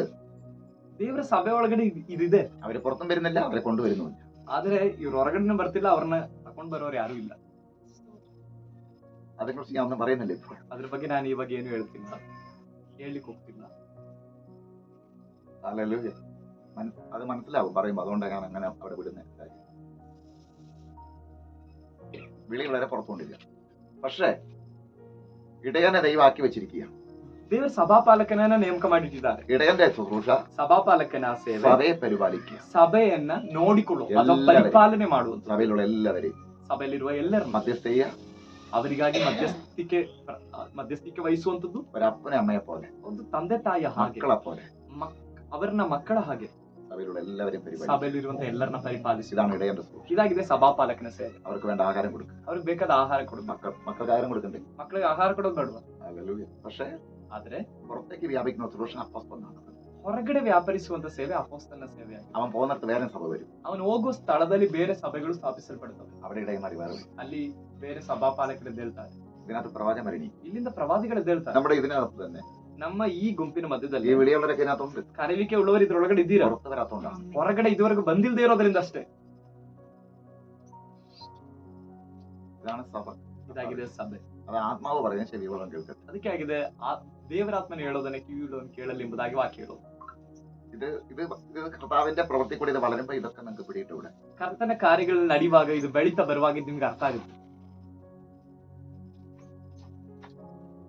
ഈ 5 വിധമായ ശുശ്രൂഷകൾക്കും ഇപ്പൊ പാസ്റ്റർ സഭ ഇടയന്റെ കുറിച്ചായിട്ട് പറയുമ്പോ അവൻ പരിപാലിക്കണം, പിന്നെ ആഹാരം കൊടുക്കണം, ഒരു മാതാപിതാക്കളെ പോലെ മക്കളെ പോലെ അവരെ നോക്കണം എന്നുള്ള ക്വാളിറ്റി പറഞ്ഞല്ലോ. അങ്ങനെ തന്നെ ഈ 5 വിധമായ ശുശ്രൂഷകൾക്കുള്ള ഒരു ക്വാളിറ്റി പറയുന്നു. 5 ശുശ്രൂഷിക്കുന്ന അപ്പോസ്തലൻ എന്ന് പറഞ്ഞാൽ ನಾನು ಕೇಳಿದ ಕ್ವಶನ್ ಅರ್ಥ ಆಯ್ತಾ? ಈ 5 ವಿಧವಾದ ಸೇವಕರಿಗೂ ಅವರವರಿಗೆ ಇರುವಂತ ಯಾವ ಗುಣಗಳಾಗಿದೆ ಇರಬೇಕಾಗಿರೋದು ಎಂಬ ವಿಷಯ ಆಗಿದೆ ನಾನು എന്ന് ಕೇಳಿದೆ. പറഞ്ഞാൽ അപ്പോസ്തലന്റെ വാക്കിന്റെ അയക്കപ്പെട്ടവൻ. ಈಗ ಅಪೋಸ್ತಲನ ಕುರಿತಾಗಿ ಹೇಳ್ತಿದ್ದಾರೆ, ಗಮನಿಸಿರಿ. ಅಪೋಸ್ತಲನು ಎಂಬ ಮಾತಿನ ಅರ್ಥ അവൻ ಕಳುಹಿಸಲ್ಪಟ್ಟವನಿಲ್ಲ. സഭയ്ക്കകത്തുണ്ടാകത്തില്ല, ಅವನು ಯಾವಾಗ್ಲೂ ಸಭೆಯೊಳಗಡೆ ಇರಲ್ಲ, എപ്പോഴും പുറത്താണ്. ಅವನು ಯಾವಾಗ್ಲೂ ಕಳುಹಿಸಲ್ಪಟ್ಟು ಹೊರಗಡೆ ദൈവം ಇರಲ್ಲ. എവിടേക്ക് അയക്കുന്ന അവിടേക്ക് ದೇವರು ಎಲ್ಲೆಲ್ಲ ಕಳಿಸ್ತಾನೋ ಅಲ್ಲಿಗೆ ಅವನು ಹೋಗ್ತಾನೆ. പോകുന്നിടത്തൊക്കെയും ಹೋಗುವ ಸ್ಥಳದಲ್ಲೆಲ್ಲ അത്ഭുതങ്ങളും അടയാളങ്ങളും ಅದ್ಭುತಗಳು ಸೂಚಕ ಕಾರ್ಯಗಳ ಮೂಲಕ ജനം വിടുവിക്കപ്പെട്ടു. ಜನಗಳು ಬಿಡುಗಡೆ ಆಗ್ತಾರೆ. അപ്പോസ്തല ശുശ്രൂഷയിലാണ് അത്ഭുത അടയാളങ്ങൾ നടക്കുന്നത്. ಅಪೋಸ್ತಲನ ಸೇವೆ ಉಳ್ಳವನ ಮೂಲಕ ಆಗಿದೆ ಅದ್ಭುತಗಳು ಮತ್ತು ಸೂಚಕ ಕಾರ್ಯಗಳು ನಡೆಯೋದು. ഈ അപ്പോസ്തലൻ എവിടെ പോയാലും ಈ ಅಪೋಸ್ತಲನು ಎಲ್ಲೇ ಹೋದ್ರು സഭയിലെ ഇടയൻ ಸಭೆಯ ಸಭಾಪಾಲಕನು, ആ സഭയിലെ അപ്പോസ്തലനായതുകൊണ്ട് ಆ ಸಭೆಯ ಅಪೋಸ್ತಲ ಆ ಸಭಾಪಾಲಕನೇ ಆಗಿರೋದ್ರಿಂದ പ്രാർത്ഥിക്കണം. ಆರ್ಕವೇನ್. ഈ അപ്പോസ്തലന് വേണ്ടി ಈ പ്രാർത്ഥിക്കണം. ಕಳುಹಿಸಿಕೊಡುವಂತ ಅಪೋಸ್ತಲನಿಗಾಗಿ ಈ ಸಭಾಪಾಲಕನಾಗಿರುವಂತ ಅಪೋಸ್ತಲನೇ ಪ್ರಾರ್ಥನೆ ಮಾಡ್ಬೇಕು. ಕಾರಣ പത്രോസിനെ ಪೇತ್ರನಿಗೆ അപ്പോസ്തല പ്രവൃത്തി 12-ാം അധ്യായത്തിൽ ಅಪೋಸ್ತಲ ಕೃತ್ಯ 12ನೇ ಅಧ್ಯಾಯದಲ್ಲಿ ഹെരോദാവ് പിടിച്ചു ലോക്കപ്പിലാക്കി. ಹೆರೋದನು ಪೇತ್ರನನ್ನು ತೆಗೆದುಕೊಂಡೋಗಿ ಸೆರೆಮನೆಗೆ ಹಾಕಿದನು. അപ്പോൾ സഭ ശ്രദ്ധയോടെ പ്രാർത്ഥിച്ചു. ಆಗ ಸಭೆಯು ಅತ್ಯಾಸಕ್ತಿಯಿಂದ ಪೇತ್ರನಿಗಾಗಿ ಪ್ರಾರ್ಥನೆ ಮಾಡಿದ್ರು. ನೋಡಿದ್ರ, ഇടയൻ സഭയിലുള്ളവരുമായിട്ട് പ്രാർത്ഥിച്ചു. ಸಭಾಪಾಲಕ, ಆ ಸಭೆಯನ್ನ ನಡೆಸುವಂತ ಸಭಾಪಾಲಕ ಸಭೆಯಲ್ಲಿರುವಂತ ಜನಗಳನ್ನ ಸೇರಿಸಿ ಕಳುಹಿಸಲ್ಪಟ್ಟ ಒಬ್ಬ ಅಪೋಸ್ತಲನಾಗಿರುವಂತ ಪೇತ್ರನಿಗೋಸ್ಕರ ಪ್ರಾರ್ಥನೆ ಮಾಡ್ತಿದ್ದಾರೆ. പ്രാർത്ഥിക്കണം. ಪ್ರಾರ್ಥನೆ 2 ಮಾಡಿ. പ്രവാചകൻ. ಎರಡನೇದು ಪ್ರವಾದಿ. ചോദിച്ചെന്താ പ്രവാചകന്റെ ഓരോ ശുശ്രൂഷകൾക്കും ആ. ഉള്ള ക്വാಲಿറ്റി. ക്വാളിറ്റി, പ്രവാചകന്റെ ക്വാളിറ്റി. ಪ್ರವಾದಿಯ ಒಂದು ಕ್ವಾಲಿಟಿ ಏನಂದ್ರೆ, പ്രവാചകൻ എന്ന് പറഞ്ഞാൽ ಪ್ರವಾದಿ ಅಂದ್ರೆ പഴയ നിയമത്തിലെയും ಹಳೆ ಒಡಂಬಡಿಕೆಯ പുതിയ നിയമത്തിലെയും പ്രവചനത്തിന് വ്യത്യാസമുണ്ട്. ಹೊಸ ಒಡಂಬಡಿಕೆಗೂ ಹಳೆ ಒಡಂಬಡಿಕೆಗೂ ಈ ಮಧ್ಯದಲ್ಲಿ ಆ ಪ್ರವಾದನೆಗೆ ವ್ಯತ್ಯಾಸ ಇದೆ. പലരും ഒന്നായിട്ട് കാണിക്കാൻ അങ്ങനെ പ്രസംഗിക്കാറുണ്ട്. ಅದೆಲ್ಲವನ್ನು ಒಂದೇ ಸಲ ಸೇರಿಸಿ ಪ್ರಸಂಗ ಮಾಡೋರಿದ್ದಾರೆ. പക്ഷെ അതിന് രണ്ടിനും വ്യത്യാസമുണ്ട്. ಆದ್ರೆ ಹಳೆ ಒಡಂಬಡಿಕೆ ಪ್ರವಾದನೆಗೂ ಹೊಸ ಒಡಂಬಡಿಕೆ ಪ್ರವಾದನೆಗೂ ವ್ಯತ್ಯಾಸ ಇದೆ. ಕಾರಣ പഴയ നിയമത്തിൽ യേശു രക്ഷിതാവ് ഇവിടെ വന്നിട്ടില്ല. ಹಳೆ ಒಡಂಬಡಿಕೆಯಲ್ಲಿ ಯೇಸು ರಕ್ಷಕನಾಗಿ ಭೂಮಿಗೆ ಬಂದಿಲ್ಲ. അപ്പൊ യേശു വരുന്നതിനെ കുറിച്ചും ಹಾಗಾದ್ರೆ ಯೇಸು ಬರುವುದರ ಕುರಿತು അംശമായിട്ടൊക്കെ ಭಾಗವಾಗಿ അവര് പ്രവചിച്ചിരുന്നു. ಹಳೆ ಒಡಂಬಡಿಕೆ ಕಾಲಘಟ್ಟದಲ್ಲಿ ಪ್ರವಾದಿಸಿದ್ರು. അതാണ് ഇത് രണ്ടും ഒന്നായിട്ട് വരല്ലെന്ന് കൂട്ടിച്ചേർക്കലെന്ന് പറയുന്നത്. ಅದಕ್ಕೇನೆ ಹಳೆ ಒಡಂಬಡಿಕೆಯನ್ನು ಹೊಸ ಒಡಂಬಡಿಕೆಯನ್ನು ಒಟ್ಟಾಗಿ ಮಿಶ್ರಣ ಮಾಡ್ಲಿಕ್ಕೆ ಆಗಲ್ಲ ಅಂತ ಹೇಳೋ ಕಾರಣ. ಎರಡನೇದು, പുതിയ നിയമം വരാത്തോളം കാലം ಹೊಸ ಒಡಂಬಡಿಕೆ ಬರದೇ ಇರುವಷ್ಟು ಕಾಲ രക്ഷയില്ല ಮನುಷ್ಯನಿಗೆ ರಕ್ಷಣೆ ಇಲ್ಲ. അതുവരെ നടത്താൻ ಅಲ್ಲಿವರೆಗೂ ನಡೆಸಲಿಕ್ಕೆ ദൈവം പ്രവാചകന്മാരെ അവിടെ ದೇವರು ಪ್ರವಾದಿಗಳನ್ನ ಹಳೆ ಒಡಂಬಡಿಕೆ ಕಾಲಘಟ್ಟದಲ್ಲಿ ಎಬ್ಬಿಸಿದ್ರು. പ്രവാചകന്മാരിലൂടെ ദൈവം അവിടെ സംസാരിച്ചു. ಪ್ರವಾದಿಗಳ ಮೂಲಕ ದೇವರ ಅವ್ರ ಜೊತೆ ಮಾತಾಡ್ತಾ ನಡೆಸ್ತಾ ಇದ್ರು ಹಳೆ ಒಡಂಬಡಿಕೆ ಜನಗಳನ್ನ. പുതിയ നിയമത്തിലേക്ക് വരുമ്പോൾ ಹೊಸ ಒಡಂಬಡಿಕೆಗೆ ಬರುವಾಗ സഭ നടന്നു പോകേണ്ടത്, ಸಭೆ അനുസരിച്ച് പോകേണ്ടത്, ಸಭೆ ಅನುಸರಿಸಿ ನಡಿಬೇಕಾಗಿರೋದು എല്ലാവരുടെ മേലും പരിശുദ്ധാത്മ ഉണ്ട്. ಹೊಸ ಒಡಂಬಡಿಕೆ ಎಲ್ಲಾ ಜನಗಳ ಮೇಲೂ ಪವಿತ್ರಾತ್ಮ ಇದ್ದಾರೆ. പരിശുദ്ധാത്മ അനുസരിച്ചാണ് അവർ പോകേണ്ടത്. ಪವಿತ್ರಾತ್ಮನ ಅನುಸರಿಸಿ ಆಗಿದೆ ಹೊಸ ಒಡಂಬಡಿಕೆ ಜನ ಮುಂದೆ ಹೋಗ್ಬೇಕಾಗಿದೆ. ಎರಡನೇ ವಿಷಯ, ലേഖനം എന്നുള്ളത് ಪತ್ರಿಕೆ ಅನ್ನೋದು സഭയ്ക്ക് വേണ്ടി എഴുതിയത്. ಸಭೆಗೋಸ್ಕರ ಬರೆದಿದ್ದು. സഭ എങ്ങനെ പോകണം, ಸಭೆ ಹೇಗೆ ಹೋಗ್ಬೇಕು. പഴയ നിയമത്തിൽ ಹಳೆ ಒಡಂಬಡಿಕೆಯಲ್ಲಿ സഭ വന്നിട്ടില്ല, ಸಭೆ ಇನ್ನು ಬಂದಿಲ್ಲ, യേശു ഇവിടെ വന്നിട്ടില്ല. ಯೇಸು ಇನ್ನು ಬಂದಿಲ್ಲ. അതിനെക്കുറിച്ച് ആസ്പദമാക്കി പ്രവാചകന്മാർ അവരെ നടത്തിക്കൊണ്ടിരുന്നു. ಅದಕ್ಕಾಸ್ಪದವಾದ ರೀತಿಯಲ್ಲಿ ಪ್ರವಾದಿಗಳು ಭಾಗವಾಗಿ ಮಾತನಾಡುತ್ತಾ ಜನಗಳನ್ನ ನಡೆಸ್ತಾ ಇದ್ರು. എന്നാൽ ಆದ್ರೆ പഴയ പ്രവചനത്തിലെ ഒരു ഭാഗമാണ് ಹಳೆ ಒಡಂಬಡಿಕೆ ಪ್ರವಾದನೆಯಲ್ಲಿ ಒಂದು ಭಾಗವಾಗಿದೆ പുതുത്തിലേക്ക് വരുന്നത്. ಹೊಸ ಒಡಂಬಡಿಕೆಗೆ ಬರುವುದು. ഏതാണെന്ന് ചോദിച്ചാൽ ಯಾವ್ದಂದ್ರೆ തെറ്റുകളെ കാണിച്ചിട്ട് ತಪ್ಪುಗಳನ್ನ ತೋರಿಸಿಕೊಟ್ಟು ശരിയായ വഴിയിലേക്ക് കൊണ്ടുവരുന്നത്. ಸರಿಯಾದ ದಾರಿಗೆ ಜನಗಳನ್ನ ತರುವ ആ ഭാഗമാണ് ಆ ಭಾಗವಾಗಿದೆ. പുതിയ നിയമത്തിൽ വരുമ്പോൾ ಹೊಸ ಒಡಂಬಡಿಕೆಗೆ ಬರುವಾಗ പഴയതോടുകൂടെ ബന്ധപ്പെട്ട് നിൽക്കുന്നത്. ಹಳೆ ಒಡಂಬಡಿಕೆಯೊಂದಿಗೆ ಕನೆಕ್ಷನ್ ಇರೋದು ಆ ಒಂದು ಭಾಗ ಮಾತ್ರ. ಇನ್ನು ಪುಳಿನ ಹಳೆ ಒಡಂಬಡಿಕೆ ಪ್ರವಾದನೆ ಮತ್ತು ಹೊಸ ಒಡಂಬಡಿಕೆ ಪ್ರವಾದನೆಗೆ ಕನೆಕ್ಟೆಡ್ ಆಗಿರುವಂತ ವಿಷಯ, ಜನಗಳು ಮಾಡುವಂತ ತಪ್ಪುಗಳನ್ನ ತೋರಿಸಿಕೊಟ್ಟು ಸರಿಯಾದ ಮಾರ್ಗದಲ್ಲಿ ನಡೆಸುವಂತ ಆ ಒಂದು തെറ്റുകളെ ವಿಷಯ, വെളിപ്പെടുത്തി ತಪ್ಪುಗಳನ್ನು ಪ್ರಕಟಪಡಿಸಿ ഇത് തെറ്റെന്ന് തന്നെ പറയുന്നത്. ಸರಿ ಇದನ್ನ ತಪ್ಪಾಗಿದೆ ಎಂಬುದಾಗಿ ತೋರಿಸಿಕೊಡುವಂಥದ್ದು. നാഥാം പ്രവാചകൻ ಉದಾಹರಣೆಗೆ ಹಳೆ ಒಡಂಬಡಿಕೆಯಲ್ಲಿ ನಾತಾನನೆಂಬ ಪ್ರವಾದಿ ദാവീദ് ഒരു തെറ്റ് ചെയ്തു. ದಾವಿದನ ತಪ್ಪು ಮಾಡಿದಾಗ അവിടെ പോയി നേരിട്ട് പറഞ്ഞു ഉണർത്തിച്ചു. ಅಲ್ಲೋಗಿ ನೇರವಾಗಿ ಹೇಳಿ ಅವನನ್ನು ಎಚ್ಚರಪಡಿಸಿ. വാട്സാപ്പ് വഴിയല്ല, നേരിട്ട് ഡയറക്റ്റ് ವಾಟ್ಸಪ್ ಅಲ್ಲ, യൂട്യൂബ് ചാനലിലൂടെ ಯೂಟ್ಯೂಬ್ ಚಾನಲ್ ಹೋಗ್ಬಿಟ್ಟು ದಾವಿದ ಹಿಂಗ್ ಮಾಡಿದಾನೆ ಅಂತ ಯಾರ ಹತ್ರ ಹೇಳಿ ಪಬ್ಲಿಷ್ ಮಾಡಿದಲ್ಲ, ഡയറക്റ്റ് പോയി. ദൈവാത്മാവ് അയക്കണം, അങ്ങനെ അയക്കത്തുള്ളൂ. ദൈവാത്മാവ് പറയിച്ചിട്ടുണ്ടെങ്കിൽ അത് അങ്ങനെ ചെയ്യും. ದೇವರ ಆತ್ಮನು ಹೇಳಿದ್ರೆ ಆ ರೀತಿಯಲ್ಲೇ ಮಾಡೋದು. മറ്റേതാണെന്ന് എനിക്കറിയത്തില്ല, അത് അവർക്ക് അറിയത്തില്ല. ಬೇರೆದು ಯಾರಾದ್ರೂ ಒಬ್ಬ ತಪ್ಪು ಮಾಡಿದ್ರೆ ಯೂಟ್ಯೂಬ್ ಅಲ್ಲಿ ಹೋಗಿ ಹೇಳೋದು, ಅಲ್ಲೋಗಿ ಹೇಳೋದು, ಅದು ಯಾವ ಆತ್ಮ ಅಂತ ನನಗೆ ಗೊತ್ತಿಲ್ಲ. ഹല്ലേലൂയ. അത് അവർ ഉപയോഗിക്കട്ടെ. ಅದು ಅವರವರೇ ತಿಳ್ಕೊಳ್ಳಿ. ഹല്ലേലൂയ. ഡയറക്റ്റ് പോയി നാഥാം പ്രവാചകൻ. ಆದ್ರೆ ನಾತಾನ್ ಪ್ರವಾದಿ ನೇರವಾಗಿ ಹೋದ ದಾವಿದನ ಹತ್ರ. അതുകൊണ്ട് ദാവീദ് അനുദപിച്ചു. ನಾತಾನ್ ಪ್ರವಾದಿ ಹೋಗಿ ನೀನ್ ಮಾಡಿ ತಪ್ಪು ಎಂಬುದಾಗಿ ಹೇಳಿದಾಗ ದಾವಿದನು ಅನುತಾಪ ಪಟ್ಟ, ಪಶ್ಚಾತ್ತಾಪ ಪಟ್ಟ. ഹല്ലേലൂയ. എന്നാൽ മറ്റു പ്രവാചകന്മാര് ಆದ್ರೆ ಬೇರೆ ಪ್ರವಾದಿಗಳು ഈ പറഞ്ഞതുപോലെ പുതിയ നിയമം ആസ്പദമാക്കി അതുവരെ എങ്ങനെ ജീവിക്കണം ಈ ಹೊಸ ಒಡಂಬಡಿಕೆಯನ್ನು ಆಧಾರವಾಗಿ ಇಟ್ಕೊಂಡು ಹೇಗ್ ಜೀವಿಸಬೇಕು അതിനു വേണ്ടി നടത്തിക്കൊണ്ടിരിക്കും. ಅದಕ್ಕಾಗಿ ನಡೆಸ್ತಾ ಇದ್ರು. പുതിയതിലേക്ക് വരുമ്പോൾ ಆದ್ರೆ ಹೊಸ ಒಡಂಬಡಿಕೆಗೆ ಬರುವಾಗ പ്രവാചകന്മാരുടെ പ്രവൃത്തി ಪ್ರವಾದಿಗಳ ಗುಣ ಏನಂದ್ರೆ സഭയ്ക്ക് ആത്മീയ വർത്തന വരുത്തണം പ്രവാചകന്മാർ. ಸಭೆಗೆ ಭಕ್ತಿ ವೃದ್ಧಿಯನ್ನ ಉಂಟು ಮಾಡುವವನಾಗಿರ್ಬೇಕು ಪ್ರವಾದಿ. സഭയ്ക്ക് ആത്മീയ വർത്തനയ്ക്ക് വേണ്ടി പ്രവാചകൻ വെച്ചിരിക്കുന്നത്. ಸಭೆಯ ಭಕ್ತಿ ವೃದ್ಧಿಗೋಸ್ಕರನೇ ಪ್ರವಾದಿಯನ್ನ ಸಭೆಯಲ್ಲಿ ಇಟ್ಟಿರೋದು. പൂർവവശം വെളിപ്പെടുത്തും. ಅವರು ಕೊರತೆಗಳಿದ್ರೆ ಅದನ್ನ ಪ್ರಕಟಪಡಿಸ್ತಾರೆ. ദൈവാത്മാവ് കൃത്യമായിട്ട് അവരോട് സംസാരിക്കും. ದೇವರ ಆತ್ಮ ಸ್ಪಷ್ಟವಾಗಿ ಅವರ ಮೂಲಕ ಮಾತಾಡ್ತಾರೆ. അപ്പൊ അവർക്ക് ആത്മീയ വർധന ഉണ്ടാവും. ಆಗ ಅವ್ರಿಗೆ ಭಕ್ತಿ ವೃದ್ಧಿ ಉಂಟಾಗುತ್ತೆ. അവരുടെ വിഷയങ്ങളെ ദൈവം അറിയുന്ന അവർക്ക് ഉറപ്പ് വരാൻ തുടങ്ങും. ಓ, ನನ್ನ ವಿಷಯಗಳನ್ನೆಲ್ಲ ದೇವರು ಬಲ್ಲವನಾಗಿದ್ದಾನೆ ಎಂಬ ಸ್ಥಿರತೆ, ದೃಢತೆ ಅವ್ರಿಗೆ ಉಂಟಾಗುತ್ತೆ. അപ്പൊ ഒരു സംശയം വരും, ಆಗ ಒಂದು ನಮಗೊಂದು ಪ್ರಶ್ನೆ ಬರುತ್ತೆ, പരിശുദ്ധ നമ്മൾ ഉണ്ടല്ലോ, പിന്നെ നമുക്കറിയത്തില്ലേ, ಪವಿತ್ರಾತ್ಮ ನಮ್ಮಲ್ಲೇ ಇದ್ದಾನಲ್ಲ, ನಮಗ್ ಗೊತ್ತಾಗಲ್ವಾ? എന്നാലും കൺഫേം ആക്കാൻ വേണ്ടി പറയും. ಆದ್ರೂ ನಮ್ಮನ್ನ ದೃಢಪಡಿಸುವುದಕ್ಕಾಗಿ പ്രവാചകന്മാരുടെ ಪ್ರವಾದಿಗಳ ಮೂಲಕ ಹೊಸ ಒಡಂಬಡಿಕೆಯಲ್ಲೂ ದೇವರು ಮಾತನಾಡುತ್ತಾರೆ. സന്തോഷം കൊണ്ട് നൃത്തം ചെയ്യണം. ಆಗ ನಾವು ಸಂತೋಷದಿಂದ ದೇವರನ್ನು ಘನಪಡಿಸ್ತೇವೆ. അതിന് ആത്മീയ വർധന എന്ന് പറയുന്നത്. ಅದಕ್ಕಾಗಿದೆ ಭಕ್ತಿ ವೃದ್ಧಿ ಅಂತ ಹೇಳೋದು. ഇതാണ് പ്രവാചകന്മാർ. ಇದಾಗಿದೆ ಪ್ರವಾದಿಗಳ ಸೇವೆ. ഇനി ഇടയന്റെ ഞാൻ പറഞ്ഞു അല്ലേ, സവിശേഷകന്റെ പറഞ്ഞാൽ ഉപദേഷ്ടാവ് എന്ന് പറഞ്ഞാൽ ಆ ಸಭಾಪಾಲಕನ ಕ್ವಾಲಿಟಿ ಏನು, ಸುವಾರ್ತಿಕನ ಕ್ವಾಲಿಟಿ ಏನಂತ ಆಗ್ಲೇ ಹೇಳಿದ್ರು. ಉಪದೇಶಕನ ಕ್ವಾಲಿಟಿ ಏನಂದ್ರೆ ആരെ കണ്ടാലും ബൈബിളിലെ ഉപദേശം പറയും. ಯಾರನ್ನೇ ನೋಡಿದ್ರು ಬೈಬಲ್ ನಲ್ಲಿರುವಂತ ಉಪದೇಶವನ್ನು ಹೇಳ್ತಾ ಇರ್ತಾರೆ. ഇതാണ് അവരുടെ സൂചന. ಅದಾಗಿದೆ ಅವರ ಸೇವೆ. ഇതിനകത്ത് എന്തെങ്കിലും സംശയമുണ്ട്? ಈ ವಿಷಯದಲ್ಲಿ ಏನಾದ್ರು ಪ್ರಶ್ನೆ ಇದೆಯಾ ನಿಮ್ಗೆ? ಸಂಶಯ ಇದೆಯಾ ನಿಮ್ಗೆ ಈ ಹೇಳಲ್ಪಟ್ಟ ವಿಷಯದಲ್ಲಿ? ಹೌದು ಅಥವಾ ಇಲ್ಲ ಹೇಳ್ರಿ. സംശയമില്ല. അറിയണം, നിങ്ങൾ അറിഞ്ഞിരിക്കണ്ടേ എല്ലാവരും. ನೀವು ಇದನ್ನ ತಿಳಿದಿರ್ಬೇಕು. പുരുഷയ്ക്ക് ഇറങ്ങുന്നവരറിയണം, ಸೇವೆಗೆ ಇಳಿದಿರುವಂತವ್ರು, ಇಳಿಬೇಕಾಗಿರುವಂತವ್ರು ತಿಳ್ಕೊಬೇಕು. കൃത്യമായിട്ട് അറിയണം. ಸ್ಪಷ್ಟವಾಗಿ ಇದನ್ನ ತಿಳ್ಕೊ. ഏൽപ്പിക്കാത്തവർ ചെയ്യുകയും ചെയ്തത്. ದೇವರು ಒಪ್ಪಿಸದೆ ಈ ಸೇವೆಯನ್ನು ನಾವು ಮಾಡಲೂಬಾರ್ದು. ഇത് തമാശകളിയല്ല. ಇದೊಂದು ತಮಾಷೆ ಅಲ್ಲ. ഞാൻ പട്ടകത്തിന്റെ കാര്യം പറഞ്ഞു, ഓർമ്മയുണ്ടല്ലോ. ನಾನು ಆಗ್ಲೇ ಮಂಜೂಷದ ಬಗ್ಗೆ ಹೇಳಿದ್ ನೆನಪಿದೆಯಾ?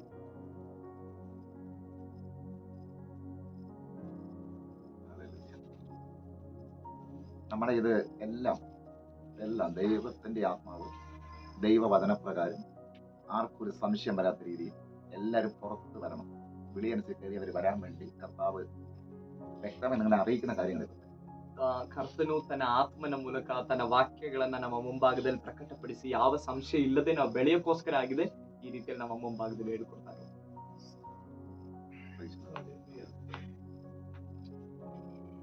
എന്തെങ്കിലും സംശയം ചോദിക്കുക. ಏನಾದ್ರೂ ಪ್ರಶ್ನೆಗಳಿದ್ರೆ ನೀವು ಕೇಳ್ಬೋದು. ഞാൻ എന്നെ കൊണ്ട് സംശയം ഉത്തരം പറയാൻ പറ്റില്ല, പരിശുദ്ധാത്മാ പറയും, സംസാരിക്കും. ನನ್ನಿಂದ ಎಲ್ಲದಕ್ಕೂ ಉತ್ತರ ಹೇಳಿ ಗೊತ್ತಿಲ್ಲ, ಅಂದ್ರೆ ಪವಿತ್ರಾತ್ಮ ಹೇಳ್ತಾರೆ. വരങ്ങളെ കുറിച്ച് അതിന് അടുത്ത വിഷയത്തിൽ ഉൾപ്പെടുന്നതല്ല. വരങ്ങൾ ഇന്നലെ നമ്മൾ പറഞ്ഞായിരുന്നു അല്ലേ?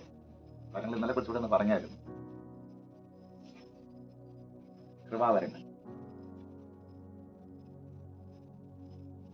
ഇന്നലെ ഉണ്ടായിരുന്നു. ശരീരം ഇന്നത്തെ ശരീരമുണ്ടെന്ന് കേട്ടാൽ മതി. ഇല്ല. വരങ്ങൾ എന്ന് പറയുമ്പോൾ യേശുവിന്റെ ശരീരം എന്താണെന്ന് തിരിച്ചറിയണം. അതിനെ ഉൾപ്പെടുത്തിയാ പറഞ്ഞിരിക്കുന്നത് വരങ്ങളെ കുറിച്ച്.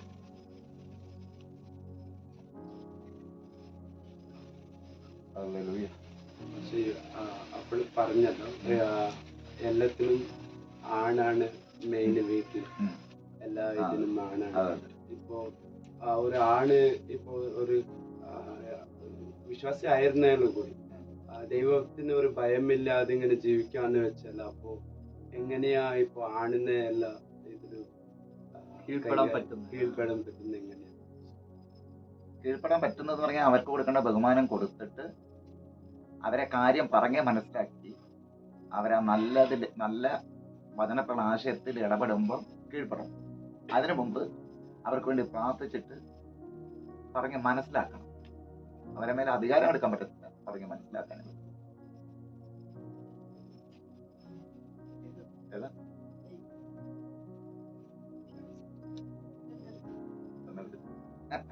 ಬ್ರದರ್ ಕೇಳಿದ ಪ್ರಶ್ನೆ, ಒಬ್ಬ ವ್ಯಕ್ತಿ ದೇವರಿಗೆ ಈಗಾಗಲೇ ಹೇಳಿದ ಪ್ರಕಾರ ಒಂದು ಮನೆಯಲ್ಲಿ ಗಂಡನೇ ಆಗಿದ್ದಾನೆ, ಅಧಿಕಾರ ಉಳ್ಳವನು, ಸ್ತ್ರೀಗೆ ಪುರುಷನಾಗಿದ್ದಾನೆ, ತಲೆ ಏಳುವಂತ ತೀರ್ಮಾನಗಳನ್ನಾಗಿದೆ ತಗೊಳ್ಬೇಕಾಗಿರುವಂತದ್ದು, ನಾವು ಅನುಸರಿಸಬೇಕಾಗಿರೋದು ಎಂಬುದಾಗಿ ಆ ಒಂದು ಅಡಿಸ್ಥಾನದಲ್ಲಿ ಆಗಿದೆ. ಸೈಲಸ್ ಬ್ರದರ್ ಕೇಳಿದ್ದು, ಒಬ್ಬ ವ್ಯಕ್ತಿ ಮನೆಯಲ್ಲಿ ಒಬ್ಬ ಗಂಡಸು ದೇವರಿಗೆ ವಿಧೇಯನಾಗಿ ಜೀವಿಸದೇ ಇರುವಂತ, ತಪ್ಪುಗಳನ್ನ ಮಾಡ್ಕೊಂಡು ನಡೆಯುವಂತ ಒಬ್ಬ ವ್ಯಕ್ತಿ ಆಗಿದ್ರೆ അവനನ್ನ അനുസരിച്ച് അവനിಗೆ ನಾವು ಹೇಗೆ അനുസരിച്ച് ನಡೆಯೋದು, അവർ ಹೇಳೋದನ್ನ ചോദ്യം കറക്റ്റ് ചോദിക്കണം. എങ്ങനെയെന്ന് പറഞ്ഞാല് ദൈവ ഭയം ഇല്ലാതെ ജീവിക്കുന്ന ഭർത്താവ് അല്ലേ, ഭാര്യ ദൈവ ഭയം ഉണ്ടോ? ഭാര്യ ദൈവഭയം ഉണ്ട് എന്നെടുത്ത് ചോദിച്ചാൽ മാത്രമേ അത് കൃത്യമായിട്ട് പറയാൻ പറ്റൂ. ഭാര്യ ആശയം മാറും. ഭാര്യൻ ദൈവഭയത്തിലുണ്ടായിട്ട് പുരുഷൻ ഇങ്ങനെ കന്നഡയിൽ പറഞ്ഞു. ಗಂಡ ದೇವರ ಭಯದನೆ ಜೀವಿಸುವಂತ ವ್ಯಕ್ತಿಯಾಗಿದ್ದು, ಹೆಂಡತಿ ದೇವರ ಭಯ ಉಳ್ಳವಳಾಗಿ ಜೀವಿಸುವಂತ, ಆರಾಧನೆಗೆ ಹೋಗುವಂತ ವ್ಯಕ್ತಿಯಾಗಿದ್ದು, ಆ ತರ ಇದ್ರೆ ಆಗಿರೋ ಸ್ಥಿತಿಯಲ್ಲಿ ಯಾವ ರೀತಿಯಲ್ಲಾಗಿದೆ ಈ ಗಂಡನ ಜೊತೆ ವ್ಯವಹರಿಸಬೇಕಾಗಿರೋದು? രണ്ട് വശം. ഒന്ന്, അത് ശരിയല്ലെന്ന് നമുക്ക് തോന്നിയാൽ ಆ ಗಂಡ ಹೇಳ್ತಿರೋದು ಸರಿಯಲ್ಲ ಅಂತ ನಮ್ಗೆ ಅನ್ಸುತ್ತೆ. വചനത്തിൽ പറയുന്നത് ವಾಕ್ಯದಲ್ಲಿ ಹೇಳೋದೇನಂದ್ರೆ, വേർപിരിഞ്ഞിരിക്കരുത്, ನೀವು ಅವ್ರನ್ನ ಅಗಲಿರಬಾರ್ದು, മരണത്തിലല്ലാതെ വേർപിരിയരുതാണ് വചനം. ಮರಣವಲ್ಲದೆ ಯಾವ್ದು ನಿಮ್ಮನ್ನು ಬೇರ್ಪಡಿಸಬಾರ್ದು ಅಂತ ಆಗಿದೆ ವಾಕ್ಯ. വചനം പറഞ്ഞത് ഞാൻ. ವಾಕ್ಯ ಆಗಿದೆ, ನಾನು ಹೇಳಿದ್ದು. അപ്പോൾ എന്ത് ചെയ്യണം? ಹಾಗಾದ್ರೆ ನಾವ್ ಏನ್ ಮಾಡ್ಬೇಕು? എങ്ങനെ അഡ്ജസ്റ്റ് ആയി പോകും? ಹೇಗೆ ಇದ್ರ ಮಧ್ಯದಲ್ಲಿ ಅಡ್ಜಸ್ಟ್ ಮಾಡಿ ಹೋಗ್ಬೇಕು? പ്രാർത്ഥിക്കണം. ಒಂದು, ನಾವು ಪ್ರಾರ್ಥಿಸ್ಬೇಕು, മാറ്റത്തിന് പ്രാർത്ഥിക്കണം. ಅವರ ಬದಲಾವಣೆಗಾಗಿ ಪ್ರಾರ್ಥಿಸ್ಬೇಕು. ശരിയായ ഒരു ആത്മീയനായി ಕರ್ತನೆ ಸರಿಯಾದ ಒಬ್ಬ ಆತ್ಮಿಕನಾಗಿ കാര്യങ്ങൾ മനസ്സിലാക്കി ചെയ്യാനുള്ള ഒരു കഴിവ് കൊടുക്കണേ.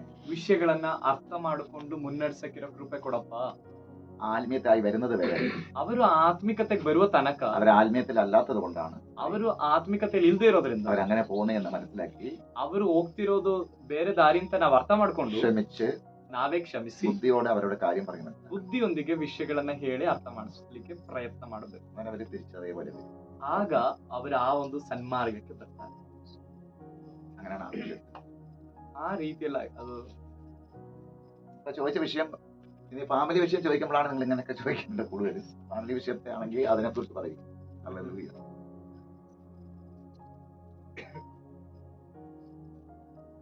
കാരണം ಫಾಸ್ಟಿಗೆ ಹೇಳಿದಕ್ಕೊಂದು ವಾಕ್ಯ ಇದೆ. 1 ಪೇತ್ರ 3ನೇ ಅಧ್ಯಾಯ, 1 ಪೇತ್ರ 3ನೇ ಅಧ್ಯಾಯ, ಅದ್ರ 1ನೇ ವಾಕ್ಯದಿಂದ ಓದು. ಅದೇ ರೀತಿಯಾಗಿ ಸ್ತ್ರೀಯರೇ ನಿಮ್ಮ ಗಂಡಂದಿರಿಗೆ ಅಧೀನರಾಗಿರಿ. ಅವರಲ್ಲಿ ಕೆಲವರು ದೇವರ ವಾಕ್ಯಕ್ಕೆ ಅವಿಧೇಯರಾಗಿದ್ದರು. ನೀವು ನಿರ್ಮಲರಾಗಿಯೂ ಭಯಭಕ್ತಿ ಉಳ್ಳವರಾಗಿಯೂ ನಡೆದುಕೊಳ್ಳುವುದನ್ನು ಅವರು ನೋಡಿ ವಾಕ್ಯೋಪದೇಶವಿಲ್ಲದೆ ತಮ್ಮ ಹೆಂಡತಿಯರಾದ ನಿಮ್ಮ ನಡತೆಯಿಂದಲೇ ಸನ್ಮಾರ್ಗಕ್ಕೆ ಬಂದಾರು. ഞാൻ പറഞ്ഞു വന്നത് അത് തന്നെയാണ്. ಹೇಳಿದ ಅದೇ ವಿಷಯವಾಗಿದೆ. ನಮ್ಮ ಸನ್ಮಾರ್ಗದಿಂದ, ಪ್ರಾರ್ಥನೆಯಿಂದ, ಭಯಭಕ್ತಿ ಜೀವಿತದಿಂದ ಅವ್ರ ಸನ್ಮಾರ್ಗಕ್ಕೆ ಬರ್ತಾರೆ.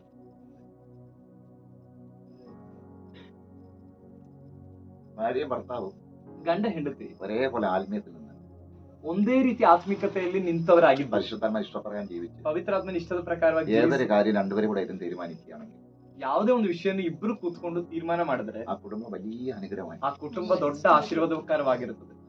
ഭയങ്കര സന്തോഷമാണ്. ಬಹಳ ಸಂತೋಷವುಳ್ಳ ಕುಟುಂಬ. പരസ്പരം ഈ ലോക ജീവിതത്തില് ಈ ಲೋಕ ಜೀವಿತದಲ್ಲಿ ഭാരങ്ങളും കഷ്ടങ്ങളും ഉണ്ടാവും. ಭಾರಗಳು ಕಷ್ಟಗಳಿರುತ್ತೆ. രണ്ടുപേരും പരസ്പരം അങ്ങോട്ടും ഇങ്ങോട്ടും പറഞ്ഞു, ಇಬ್ಬರು ಪರಸ್ಪರ ಆಚೆ ಈಚೆ ಹಂಚಿಕೊಂಡು, രണ്ടുപേരും പരസ്പരം അതിനെ കൈത്താങ്ങലായിട്ട് കൊണ്ടുപോകണം. ಇಬ್ಬರು ಅದನ್ನ ಒತ್ಕೊಂಡು ಹೋಗ್ಬೇಕು. അനുഗ്രഹമായി മാറും. ಆಗ ಆ ಮನೆ ಒಂದು ಆಶೀರ್ವಾದವಾಗಿ ಮಾರ್ಪಡುತ್ತೆ. ഭാര്യ പറയുന്നത് കേൾക്കാനുള്ള മനസ്സ് ഭർത്താവിനുണ്ടാവണം. ಹೆಂಡತಿ ಹೇಳಿದ್ದನ್ನು ಕೂಡ ಕೇಳುವಂತ ಮನಸ್ಸು അതിന്റെ ಗಂಡನಿಗಿರ್ಬೇಕು. ഗൗരവം മനസ്സിലാക്കണം. ಅವಳು ಹೇಳ್ತಾ ಇರುವಂತ ವಿಷಯದಲ್ಲಿರುವಂತ ಆ ಸೀರಿಯಸ್ನೆಸ್ ಅರ್ಥ ಮಾಡ್ಕೋಬೇಕು. കാരണം അവര് ಯಾಕಂದ್ರೆ ಅವರು സ്വന്തം വീടെല്ലാം വിട്ട് ಸ್ವಂತ ಮನೆಯನ್ನ ಬಿಟ್ಟು, എല്ലാരെയും വിട്ടിട്ട് ಅವರ ಕುಟುಂಬ ಬಿಟ್ಟು, ಎಲ್ಲರನ್ನ ಬಿಟ್ಟು, അവരെ വീട്ടുകാർ ಅವ್ರ ಮನೆಯವರು, ഭർത്താവിന്റെ വീട്ടിലേക്ക് തന്നിരിക്കുകയാണ്. ಅವ್ರ ಮನೆಯವರು ಆಕೆಯನ್ನ ಗಂಡನ ಮನೆ ಕೊಟ್ಟಿದ್ದಾರೆ. അപ്പൊ ഭർത്താവിനാണ് ഫുള്ള് ഉത്തരവാദിത്തം. ಹಾಗಾದ್ರೆ ಆ ಸಹೋದರಿ ಕುರಿತಾಗಿರುವಂತ ಪರಿಪೂರ್ಣ ಜವಾಬ್ದಾರಿ ಗಂಡನಿಗಾಗಿದೆ. അതുകൊണ്ട് അവരെ വേദന മനസ്സിലാക്കാൻ, ಆದ ಕಾರಣ ಆ ಹೆಂಡತಿಯ ವೇದನೆ ಅರ್ಥ ಮಾಡ್ಕೊಳ್ಳಿಕ್ಕೂ, വേദന മനസ്സിലാക്കിയിട്ട് ಆ ವೇದನೆ ಅರ್ಥ ಮಾಡ್ಕೊಂಡು ആശ്വസിപ്പിക്കാനും ಅವ್ರನ್ನ ಸಮಾಧಾನ നല്ല ಪಡಿಸಲು, വാക്ക് പറഞ്ഞു കൊടുക്കും, ಒಳ್ಳೆ ಮಾತುಗಳನ್ನು നല്ലതായിട്ട് ಹೇಳ್ಕೊಡ್ಲಿಕ್ಕೂ, കൊണ്ടുപോകാനും കഴിയണം. ಒಳ್ಳೆ ರೀತಿಯಲ್ಲಿ ತೆಗೆದುಕೊಂಡು ಹೋಗ್ಲಿಕ್ಕೆ ನಮಗ್ ಸಾಧ್ಯ ಆಗುತ್ತೆ. അതിനാ വചനം പറയുന്നത്, ಅದಕ್ಕೆ ವಾಕ್ಯ ಹೇಳುದು, സ്വന്തം കുടുംബം ഭരിക്കാൻ അറിയാത്തവൻ ഒരു സഭ എങ്ങനെ ഭരിക്കും? ಸ್ವಂತ ಕುಟುಂಬವನ್ನ ನೋಡಿಕೊಳ್ಳಿಕ್ಕೆ ಅಥವಾ ಆಳ್ವಿಕೆ ಮಾಡ್ಲಿಕ್ಕೆ ಆಗದೆ ಇರೋರು ಸಭೆಯನ್ನ ಹೇಗೆ ಆಳ್ವಿಕೆ അഥവാ ദൈവം പങ്കാളികളെ എങ്ങനെ ഏൽപ്പിക്കും? ಅಥವಾ ಸಭೆ ಕುಟುಂಬವನ್ನೇ ನಾವು ನೋಡ್ಕೊಳ್ಳಿಕ್ಕೆ ಆಗದೆ ಇರುವಾಗ ದೊಡ್ಡ ಕಾರ್ಯಗಳನ್ನ ದೇವರು ನಮ್ಗೆ ಹೇಗೆ ಒಪ್ಪಿಸ್ತಾರೆ? നമ്മളെല്ലാം കൃപാവരത്തിന് പ്രാർത്ഥിക്കുന്നവർ. ನಾವೆಲ್ಲರೂ ಕೃಪಾವರ ಕೊಡಪ್ಪ ಅಂತ ಪ್ರಾರ್ಥನೆ ಮಾಡ್ತೀವಿ. സ്വന്തം കുടുംബത്തെ ഭരിക്കാൻ പോലും അറിയുന്ന ഈ കൃപാവരത്തെ തന്നെ നമ്മൾ എന്ത് ചെയ്യും? ಸ್ವಂತ ಕುಟುಂಬವನ್ನು ಕೂಡ ನೋಡ್ಕೊಳ್ಳಿಕ್ ಗೊತ್ತಿಲ್ಲದೆ ಇರುವಂತ ವ್ಯಕ್ತಿಗೆ ಕೃಪಾವರ ಕೊಟ್ರೆ ಏನ್ ಮಾಡ್ತಾನೆ? സ്വരങ്ങളുടെ കയ്യിൽ പൂ കിട്ടിയതവരി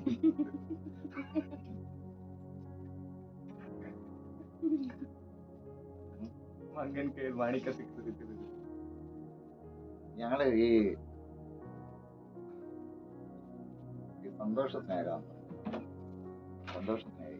ಸಂತೋಷ್ ಮತ್ತೆ ಸ್ನೇಹ അവരൊരു ഫാമിലിയാണ്. ಅವರೊಂದು ಕುಟುಂಬ. ആ പേര് കണ്ട, സ്നേഹ ಅವ್ರ ಹೆಸರು ನೋಡಿದ್ರೆ ಸಂತೋಷ ಸ್ನೇಹ, സ്നേഹവും സന്തോഷവും ഒന്നിച്ചു കൂടി. ಪ್ರೀತಿ ಮತ್ತೆ ಸಂತೋಷ ಒಟ್ಟಾಗಿ ಸೇರಿದಂತ ಒಂದು ಸ್ಥಳ. അത് ഞങ്ങളവിടെ പോകുമ്പോ അനുഭവിക്കാൻ പറ്റിയ സ്നേഹവും ಅವರ ಕುಟುಂಬದಲ್ಲಿ ಹೋಗುವಾಗ ನಮಗದನ್ನ ಅನುಭವಿಸ್ಲಿಕ್ಕೂ ಆಯ್ತು. ഭയങ്കര ദൈവസാന്നിധ്യം ಭಯಂಕರ ದೈವ ಸಾನ್ನಿಧ್ಯವಾಗಿತ್ತು ಅವ್ರ ಮನೆಯಲ್ಲಿ. ഇരിക്കുന്നുണ്ട്. അവരായിട്ട് പറഞ്ഞതല്ല, അനുഭവം. ಕೂತಿರೋದ್ರಿಂದ ಅವ್ರನ್ನ ಎತ್ತಿ ಹೇಳ್ತಿರೋದಲ್ಲ. ഒരു വൈകിട്ട് ഞങ്ങൾ അവിടെ കൂടി.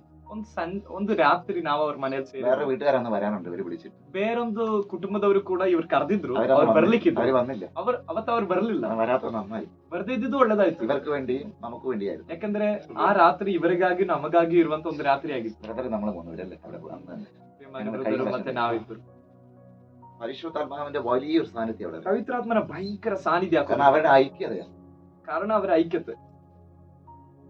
ഞാൻ പറയാം, ഐക്യതയില് ദൈവ സാന്നിധ്യമാണ്. ಇದಾಗಿದೆ ಹೇಳುದು, ಐಕ್ಯತೆಯಲ್ಲಿ ದೇವರ ಸಾನ್ನಿಧ್ಯ ಇದೆ. നിങ്ങളുടെ വീട്ടിൽ അതുപോലെ ആണെങ്കിൽ അവിടെ വന്ന് ഇതുപോലെ നിൽക്കും, അതുപോലെ ഇറങ്ങും. ನಿಮ್ಮ ಮನೆಯಲ್ಲಿ ಆ ಒಂದು ಅನುಭವ ಇದ್ರೆ ನಿಮ್ಮ ಮನೆಗಳಲ್ಲಿ ಬರುವಾಗ್ಲೂ ಅದೇ ರೀತಿಯಾದ ಅನುಭವ ಪ್ರಕಟ ಆಗುತ್ತೆ. പേര് നല്ല പേരുകളൊക്കെയാ. ನಮಗೆ ಒಳ್ಳೆ ಹೆಸರಿದೆ, ಸಂತೋಷ ಮತ್ತೆ അതുപോലെ തന്നെ ആയതിനെ ഞാൻ ദൈവത്തെ സ്തുതിക്കുന്നു. ಆ ರೀತಿಯಲ್ಲೇ ಇರುವುದಕ್ಕಾಗಿ ನಾವು ದೇವರಿಗೆ നല്ല ಸ್ತೋತ್ರ. പേരിട്ടിട്ട് സ്വഭാവം വന്നില്ലെങ്കിൽ ಒಳ್ಳೆ ಹೆಸರಿಟ್ಕೊಂಡು ಆ ರೀತಿಯಲ್ಲಿ ನಾವ್ ಇಲ್ಲದೆ ಇದ್ರೆ ಏನ್ ಪ್ರಯೋಜನ? പൗലോസ് എന്നുള്ള പേര് ആളിരിക്കുന്ന കള്ള് ഷാപ്പിലാണെങ്കിൽ വല്ല കാര്യം. ಹೆಸರು ಪೌಲ, ಆದ್ರೆ ಕೂತಿರೋದು ಎಂಡದಂಗಡಿಯಲ್ಲಿ. നമ്മുടെ പൗല ಹಾಗಾದ್ರೆ ಹೆಂಗಿರುತ್ತೆ? ബൈബിളിലെ പൗലോസ് എവിടെയിരുന്ന ദൈവസന്നിധിയില്ല. ಬೈಬಲ್ನ ಪೌಲ ಇದ್ದಿದ್ದಲ್ಲಿ ದೇವರ ಸಮ್ಮುಖದಲ್ಲಿ.